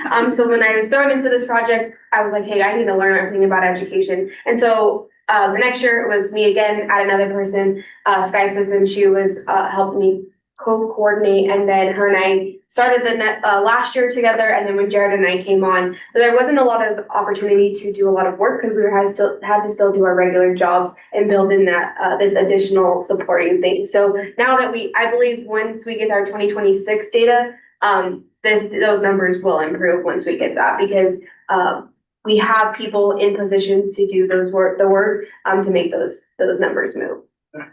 And essentially to also answer your question, we see that plateau, that'd be an area we would want to target, and we would really want to look at why are we plateauing? Is it something we need to change, or is it something that we're inconsistent? Is it something that maybe junior, senior high is doing really well, primary might not be there, or vice versa? How can we make sure we're sharing that, make sure that we're sharing with everyone how we're doing it, so that we all kind of raise that bar together? And again, just to bring it up again, that Lahana Vision of Instruction tool is really aimed to guide the golden standard for teaching at East Otero. As we develop it, as we increase it, as we look at it, we're trying to do all those bullet points to really improve student outcomes across the district. I can go to the next one. Again, looking district, Big Rocks. Big Rock 1, you guys have heard planning, implementation of high quality instructional materials. Across the district, we've looked at internal audit of materials. What are we using? Common components of curriculum. So even on curriculums, for example, we have wonders at primary and intermediate ELA. We found so much discrepancy in how teachers are using it or what components within that curriculum, because most curriculums try to sell you everything under the sun. Sometimes you can get lost in what components have the best effect for student learning. And so really trying to meet with them and get a better idea of what should be used. Something else that we're looking on is our common assessment practices. What does it look like across the district? And then for Big Rock 2, strengthening the quality and consistency of instruction, again, developing that common walkthrough tool. And then that district norming, Mrs. Hines, is something that you had mentioned. Is it just buildings going through that? Really developing those teams, looking at the district lens that's been normed.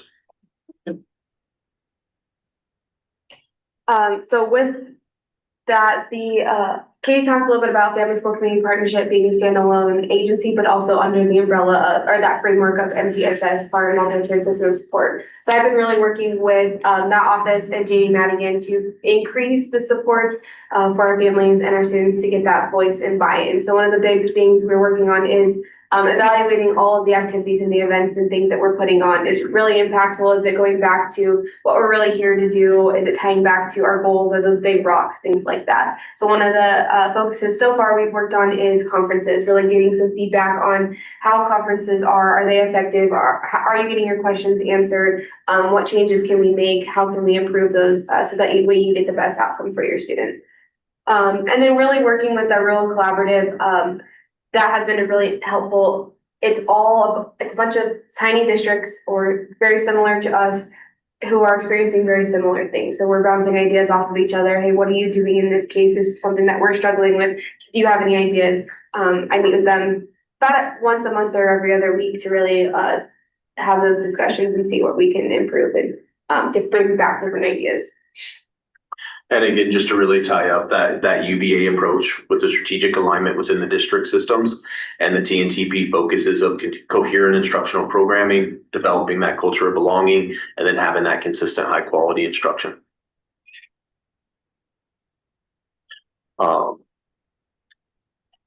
So again, why this matters for our students? We're really just trying to build this consistency piece across the district and build something that's more sustainable, that's system driven versus person driven.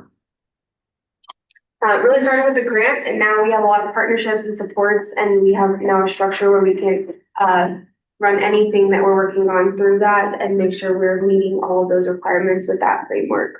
And you said you've been doing it for 4 years, right? Yeah, so now it's become almost a process, a normal process, not just we're doing it to jump through hoops of the grant. Correct. That's how we operate. Absolutely. That's 100% how it started. And now it became, oh, this is something that can help us. And as we were putting in the work with TNTP and UVA, a lot of it was like, hey, these are the things we're already working on and what MTSS could support. And so we're putting all of those pieces together. So that way, once those partnerships are gone, the work will still continue on. Good. That's really good to hear about that work continuing on, because I know that that's a big thing in the past, that we've had all these different programs and people come in and things that have happened. And it's like, okay, let's just put on the happy face. Let's do it for X amount of time. And then they leave. Okay, now we can go back to what we were doing before. And so I like that, we've spent all this money, from grants and whatnot to have these partnerships, but it doesn't mean anything if we don't. Mm-hmm. And it's a system or a framework that will last. It doesn't have to have money tied to it. It's just how we're gonna operate. Yeah. Good. Yeah. Awesome. And then that last slide, are there any questions or anything for myself, Haley, Katie, that we could answer for you? I think from my point of view, I'm excited. I mean, I like to see, like they said, the data every year. Yeah. Well, and when you use consistent practices, it's easy to collect data. When you jump around, it makes it really difficult. So, perfect. And with consistent practices, like I know years before we did like you were talking about teacher parent conferences or something like that, we did like student led ones. I thought those were great. As a matter of fact, your daughter did that. I loved it. And then went to another kid and it was like, so anyway, but when saying that, it was, like those practices, are we going to look at those kind of things that work, the things that don't work? Absolutely. I mean, go back and make sure that we really look at those things that work. With our Family School Community Partnership, we have a building level team at each building. We've combined our primary and intermediate teams because a lot of the same initiatives are happening in both buildings, and it just makes sense to keep that consistency across the board. So once we'll collect all that data from conferences since we just did it, and then we'll bring it back to the team and say, hey, look, these are what the things that we're seeing, and then bringing it to our PI groups as well to have that collaboration. How can we improve those conferences, or even if it's the ice cream social at the beginning of the year, how can we improve that too? or something along those lines. Yeah, that, it's almost a trauma thing for parent teacher conferences. Being a teacher, but, attendance to get parents there.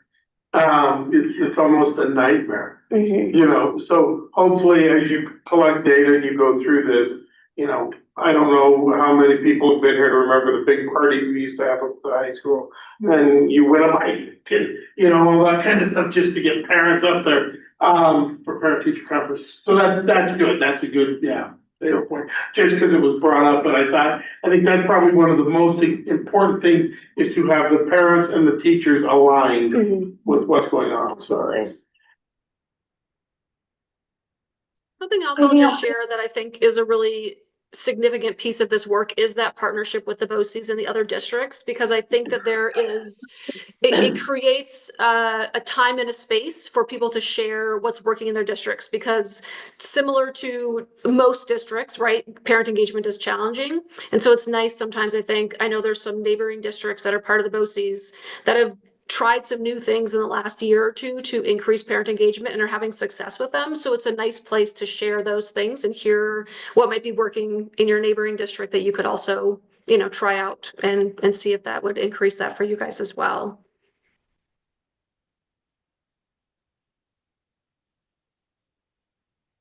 All right, any other questions or comments?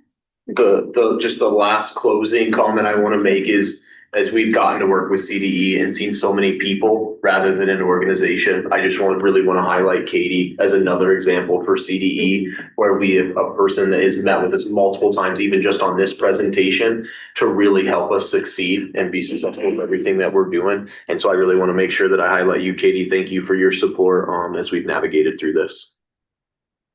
Thanks, Jared. And I echo that back. I have really enjoyed working with you guys, and I'm excited to see all the growth. And if anyone has any questions ever, please don't hesitate to reach out to me as well. And I'm happy to share anything with you guys in terms of the data too. That district capacity assessment is also available if you were curious to see what the questions are as the board or whatever. That can be shared with you as well. Thank you. All right, number 6, superintendent's report and recommendation. So, first thing, I just want to let everybody know, we will be moving the superintendent evaluation to the March board meeting. So we'll move that back a month.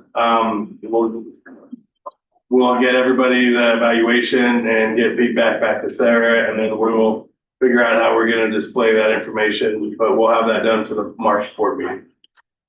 Next thing, last week, we got a letter from the IRS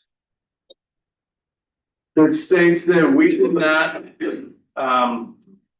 we didn't do two things. We didn't have a transmittal of an employer provided health care or health insurance offered and coverage information returns. We didn't report that for 1094C to the IRS.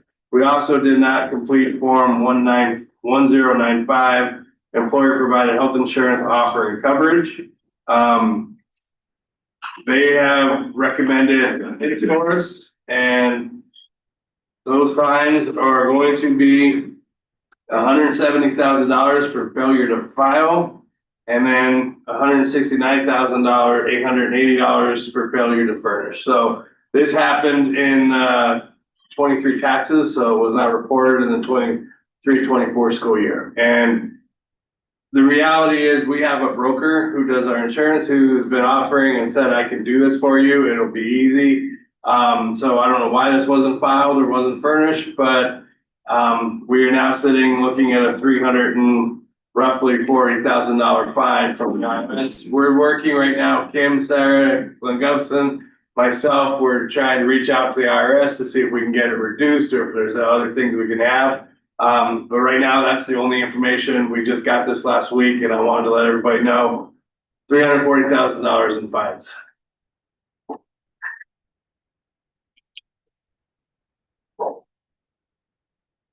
So do we know, was it our central office that was supposed to file? Yes. Okay. Yep. Central office. do we have any,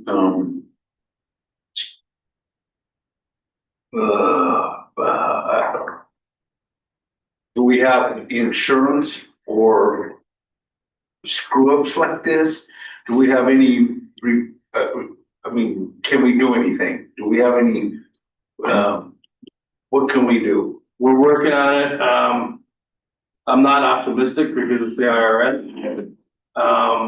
You know, when we were originally talking about it, and we're working on it, we're working to reach out to our attorney, but, it doesn't feel like the IRS, you know, negotiates or, works with the other parties. So, we'll get answers for you at the next board meeting. Right now, this is just, we just got the letter. So I wanted to let everybody know where we're at with this. And we're working as quickly as we haven't been able to get any progress because it's, you know, happened so quickly and it's not long ago that we got this.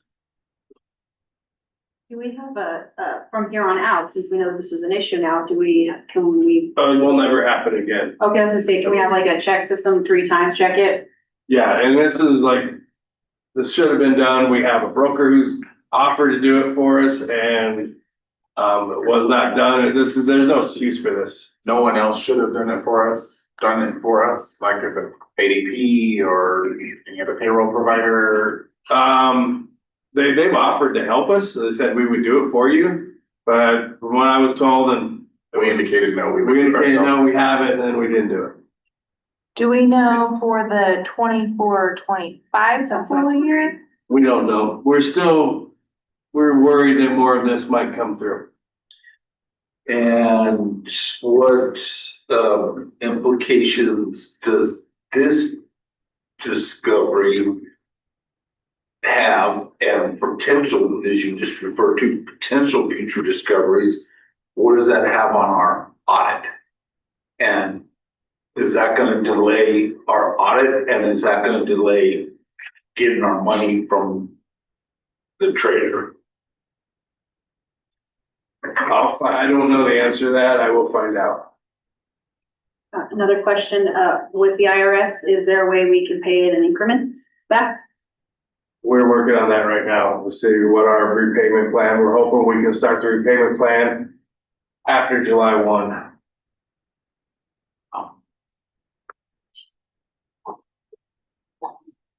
And I'm gonna move on, and this isn't gonna get any better. We also, found out, not long ago that from the years 18 to 2022, what the state does is they give us money for the students in October 1 that we can count. They go back and audit to make sure that the school districts are counting kids that they actually can count and can get paid for. In 18-19, we owe back $2,433. 19-20, that went up to $45,657. 2021, we claimed $18,000 that we weren't supposed to. And then in 21-22, we claimed $30,000, or over $30,000. So in total, it's $97,136.85. And that is for the state equal. And then we also have to do transportation. So same thing, we ended up with fines. Our total fines is $113,847.34 to CDE. We have worked with them, and we have until November 2032 to pay it back without interest. So there we have a repayment plan that we're going to go in effect.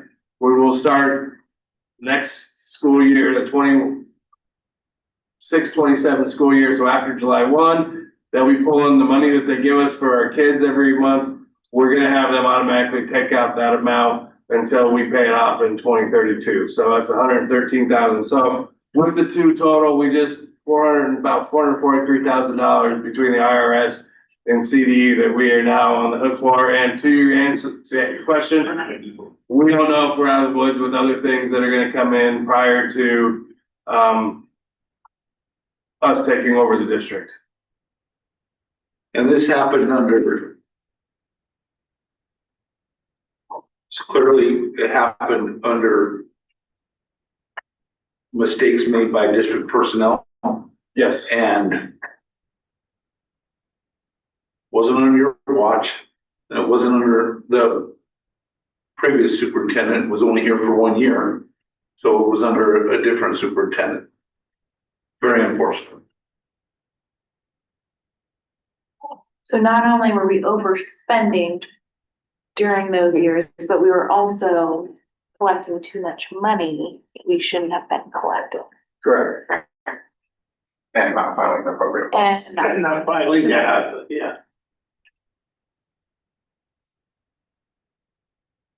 going forward, we now have procedures in place to make sure that we are counting Oh, the yes. appropriate students and not extra students that can't. Absolutely. We actually, are our person in the office that does this for us now, Dee Rangel. She and I met and there was a couple kids that have said, we're not claiming because we are going to follow the law to the T. If they're not there, there's all these rules around who we can claim, when they're attendance, when they're in attendance. We're not taking any chances of, there is no, yes, we would be nice if we claim the kids, but honestly, if they're not attending, you shouldn't be claiming them anyway, because most likely they're not gonna be coming back to school. And then if you do claim it, you're stuck with a Yes. bill later. Owing money. And actually, we're not gonna have we already passed for the 25-26. Like CD came back and said, you guys did everything. They already taken a look. We're not gonna be audited because we filed everything so quickly and with such care. Thank you for doing your job, Frank. That's Yeah. Just. Thank you for being confident, yeah. I guess, you indicated we'll pay the CDE thing over time. We'll just build that into the budget. Exactly. Okay. So we'll know exactly how much we're gonna be taking out every month and we'll build that in the budget. It's kind of like a mortgage. So. But interest free. Interest free. It's like Best Buy, you gotta make sure we don't go past that. Ramps, interest free. They should allow savings on time. All right, There'd be bonus points on that. moving on, I've got two more things, and everything we're discussing is extremely serious. We're moving forward with reducing staff for next year. We have to get to about $2.5 million in reduction. Just, we are overspending. We have been for years, as we've already clearly laid out. Right now, we're looking at about 23 certified staff. We're still working on classified. We want to get the certified done because we have to get, if there's any openings, we have to post. We want to let everybody know, but we're in the process. Met with the principals last week, gave them their numbers. We had cuts, teaching cuts only, 9 at the high school, 5 at both the primary and intermediate, and TTA was also 5. So that is the number we're reducing for certified. That'll get us probably close to about $1.5 million before we look at classified and also administrative. They're coming back to me this week, so we'll be able to start notifying teachers. We've already looked at the teachers who retired, so we've accounted for those. We're looking at some of the teachers who were itinerant subs, which it should be long-term subs is actual language we should be using. And we've provided, those folks have already been notified. They are able to reapply. They have their license, move forward, and we're gonna get all that done as quickly as possible. But the teachers will be notified as soon as the principals come back with who they're recommending to me. We'll let everybody know next week. But we've been moving quickly. Principals have done a really good job. This is hard, having to make these tough decisions, but right now we're in a place where we don't have a choice. And it is the right thing to do to get us to where we're spending what we can afford. I just have one question real quick. When you're saying certified too, are you putting secretaries in with, say, aides or That's in the classified. That's classified. Yes, right now we're working Oh, on, you're looking at yeah. we're looking at everything. I Right. mean, we want to make sure everything, looking at what's gonna be effective, you know, and make sure that, you know, we're able to continue to still serve our kids at the high level. I just wanna clarify what I believe you told me is over a 10-year period, we've lost 200 students and added 45 employees, 35 classified, 10 unclassified. Is that correct? Is that right? Yes. So we've had declining enrollment, but yet we've continued to add personnel. Yes, sir. For a decade. Yes. But you said that's classified, right? Not certified. No, we increased certified by 10 and classified by 35 Okay. during that time period. So when you should have been reducing staffing because you're not bringing, your number of students aren't there and the resources aren't there, we went the other way. Maybe, yeah. I just want to make sure that we're looking, you know, because we're being videotaped and you go out into the community and people get certified, classified numbers, all that stuff makes So sense. certified is anybody that's required to have a license, teachers, admin, special service providers, like counselors. Classified, when I use that, it is parapros, secretaries, maintenance, but that is considered classified. Then administrative is obviously administrative. Right. Principals, central administrative leaders. So the 2.5 million, does that include what we would need to cut with the fines that just came in? Or is there gonna be more money needed to cut after we calculate in those fines? We're actually going Over? to make sure that we don't want to miss this target. We cannot miss the target and then be back here next year in the same situation where we're trying to cover payroll every month.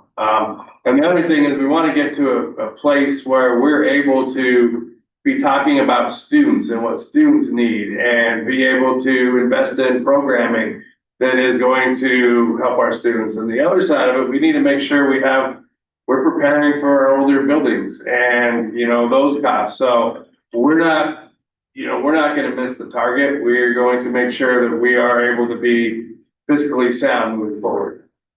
And then, for the numbers at each building, is that after the itinerant subs? That's a total number that they will not have back next year. Okay, so say at the intermediate, we have 15 of them. So those all get non-renewed and then 5 of them, And then basically, those positions Right. will not be filled again, but the other 10 could possibly still be needed. yes, and we'll close to that number. So I used a teacher to student formula. And that's what we use. So we're trying to make sure that we hit that number. So we're not going to go any less than the formula that we came up with. So we came up 19-1 for secondary, and then we're having no more than 25-1 in the intermediate, because the 19-1 is not really 19-1 when we have kids and those things, but we're coming out with the number that it's still gonna be more than 19 kids in the classroom, because you have to account for that. The elementary is easy, because you have how many teachers, do you have how many students, so, but that is how we're doing that, and the numbers, they know how many numbers they're gonna have for next year, so we can start going through and posting and filling those positions. Okay. Just to be clear, class sizes are gonna go up a little bit. Yes. And just to also be clear, right now, we have probably, our class sizes are not appropriate. We've been in the buildings, they're not appropriate because we have 200 less students and we've increased staff.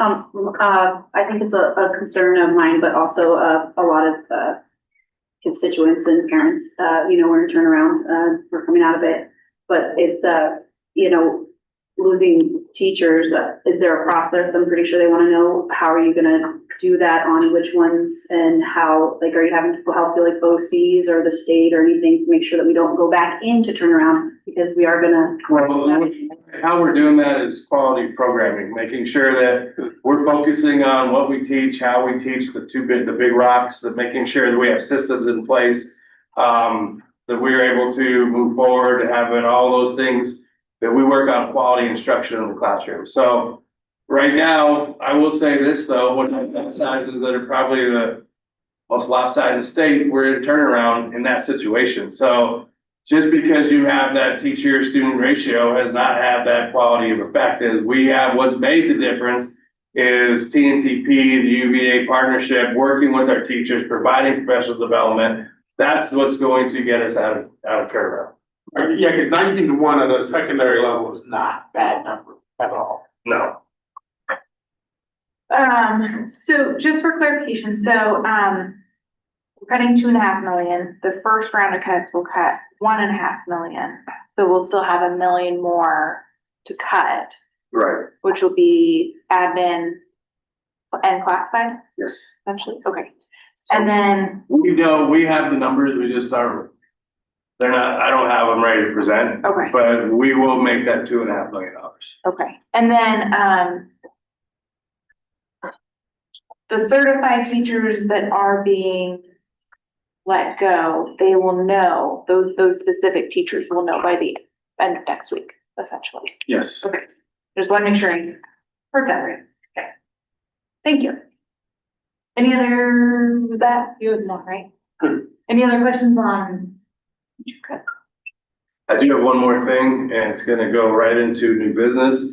The strategic plan, we're working with TNTP. They're gonna start collecting data the first week of March, and then we will be including parents, staff, students, some school board members on the 2 planning teams that we will, as soon as the data comes from TNTP in March, we're gonna meet in April and then have another advisory team in May. So we're excited that partnership is going to be in place. And that, to your questions about how do we move forward, it is by making sure that we know where we're going. We're not just going for every fad of this new program. I know those of us have been in education a long time, this too shall pass. We are actually trying to create systems that will last forever. They're gonna last, and it's based on best practice.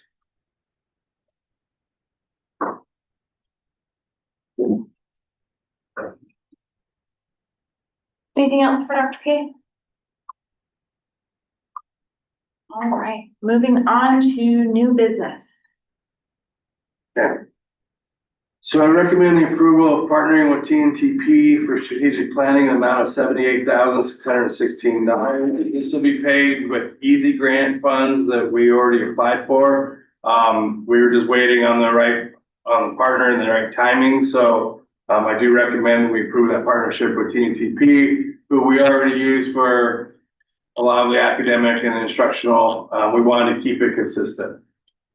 And you did say it's grant funds. Absolutely. I just wanted to clarify that. It's grants funding that we've already received, that we wrote for a year ago. Okay, good deal. Yes.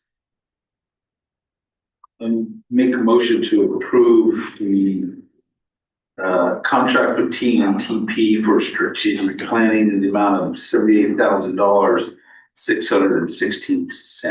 $78,616. Second. I have a motion and a second to approve partnering with TNTP for strategic planning in the amount of $78,616. Paid for with grant. Sorry. I like the timeline. It seems pretty aggressive. But I like it. I mean, if they can do it, let's do it. It seems aggressive, but let's go for it. And their timeline is based on they do this all over the place. Yeah. That was what they recommended to us. They be worried about, summer. Anyway, I'm all for it, man. We need to get it done. So let's go for it. I like that we're using the same partner that we did for all of our turnaround stuff. That ties in together. They know district, They worked with our district, so I think it's great that we're using the same partner for this. I think it's favorable on us using this partner because CDE looked involved and they look favorably on TNTP as well. Roll call, please. Mrs. Ayala. Aye. Mr. Bickle. Aye. Mrs. Hines. Aye. Mr. Colomans. Aye. Mr. Salzbrenner. Aye. All right, letter B. So I recommend the adoption of approval of resolution exhibit A, the statement of fiscal exigency. What this means is we're declaring that we are in very difficult times, and that we, as we go forward and go through the teacher cuts, it allows us to be able to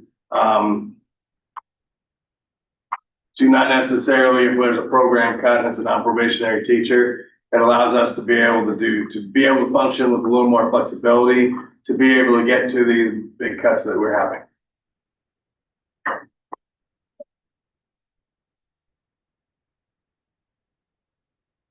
I would entertain a motion. I motion we adopt the fiscal extended whatever resolution. Second. I have a motion and a second to adopt resolution exhibit A, statement of fiscal exigency. I actually wrote it down like That's better. I can't even get it, yeah. Questions, comment? I don't think it's anything that we want to do, but we all understand that it's something that we have to do for the kids. We can't help all the students possible if we don't ensure that the district continues to function, so. Well said. Here we are. All right, roll call. Mrs. Ayala. Aye. Mr. Bickle. Aye. Mrs. Hines. Aye. Mr. Colomans. Aye. Mr. Salzbrenner. Aye. All right, number 8, board comments. Let's start that way. Why do you want to be first? Don't you around the horn.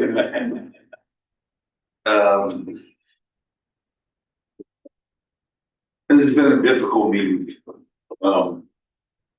I could use some more colorful language, but I won't.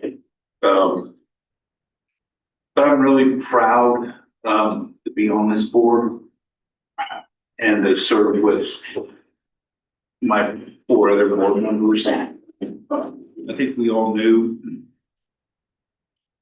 we had a mess on our hands. I'm not sure any of us knew the degree of the mess, but I think we've all approached it pretty clear-eyed and haven't allowed personal agendas or personal things to get involved. And I think we've done a really good job about tackling this mess. This mess didn't happen overnight. It's been 10 years in the making, and we're trying to fix it overnight. And we won't fix it overnight, but we will get it done. I want to really thank the staff.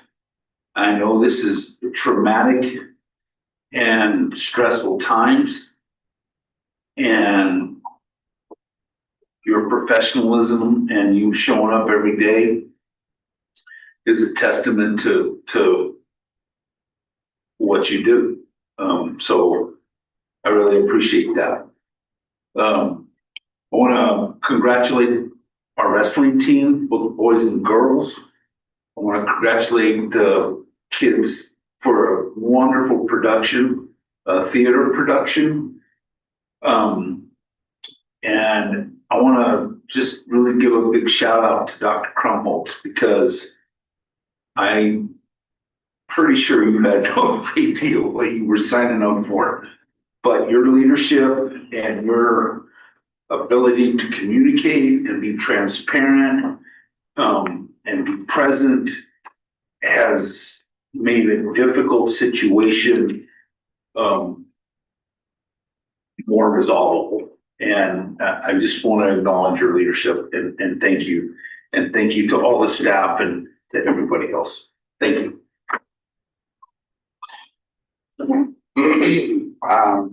I just wanted to add, I definitely echo all of Greg's sentiments, particularly to the staff. I wanted to add on, as far as the meet and confer goes, I wanted to express that we heard a lot that night.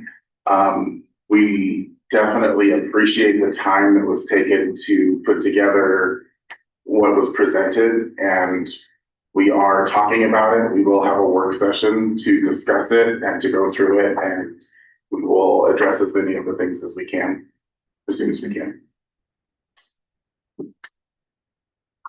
I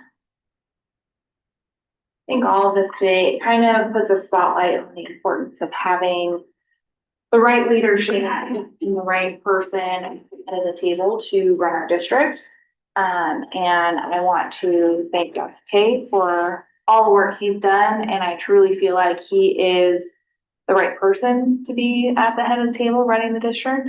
And I also appreciate that he has taken all this in stride, you know, all the things that keep popping up here and there and everything, and fires here, fires there, and he doesn't complain and he's not running away. So I truly appreciate that. So, but I am optimistic for our district and what our future looks like. The past is scary, but it sounds like we are going to be closing the book on the past and we can move forward to the future for our students and for our financial situation. So mine is more just kind of a concern. My comment is that we're going through all this budget work and we're making cuts to staff and everything. I just want to make sure we're doing due diligence to the facilities. I've had a few people question about the pool. And to make sure that, you know, I don't know how much we put into that pool, but I know since I've been employed or was employed at the district, seemed like every year we put money into the pool. So I was just wondering, and I know it's difficult, especially with all the financial records and the way it's set up as building fund, to know how much we put into that pool. But is it responsible to keep the pool or to keep maintaining the pool with all the budget cuts? So I don't know if you have 3 years worth of data or 1 year's worth of data or how much we put into that. I can bring that back to the next board meeting. I will give us some time, give us the next month to go through and figure out that, and we can bring that back to you. Yeah. Also, if there is any bond information on that, if the city was supposed to maybe help us maintain that. Yeah. Like from back in the 80s, who knows? There could be something we're missing. Yeah, back in the 80s. Who knows? Well, I guess my turn. I'd like to say, I did a list because I always forget something. I'd like to thank the parents and the coaches for the state wrestling and the staff too that helps out, because you know, without that program, I don't think we'd have it, you know, with all the adults that help out. And I want to congratulate the kids, of course. You know, a lot of them have that eye of the tiger, that's for sure. I've seen it on the mat. I was really impressed with watching a lot of the videos. And then I also want to also shout out to the cheer team. I seen their halftime show. It was really good. And then also to science fair kids also that participated and that won. And then also, let's see, the ones that participated in, let's see, they just did a knowledge bowl too up in, it was Burlington or something like that. And then Colorado Springs also did a speech and debate one. We had one of our the girls at high school win, I think, 6th place, and had to alternate for the nationals. So that's an awesome thing. And then we had a big turnout for the 4-H sign up.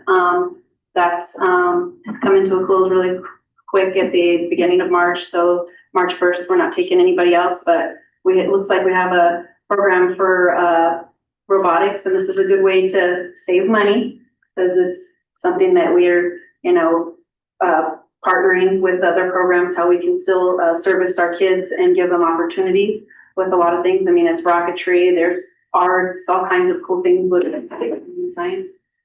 So I see that. And then, what was my other thing? I was thinking about that one too, because I just wanted to follow up with it. That was it. This we're supposed to be discussing things. It's like supposed to be that engine driving part for strategic planning and stuff for us to get things going. And I just want to thank everybody. And Sorry. no, and this is a really hard time. I feel really bad for all the things that are happening and the decisions that are happening to make, but it's something we have to do. I always forget something, I think most of you know, we were in the buildings last Monday for about 3 hours or so. And I just want to say, a year and change on a board, I think that was the most valuable 3 hours of time that I've spent since I've been on the school board. I loved it. It was awesome. Didn't mean to stress anybody out or anything, but just being in the buildings and seeing them, it was great. And I would like to see if we could do that on a more regular basis. All right, anything else? All right. With that, we will adjourn at 8.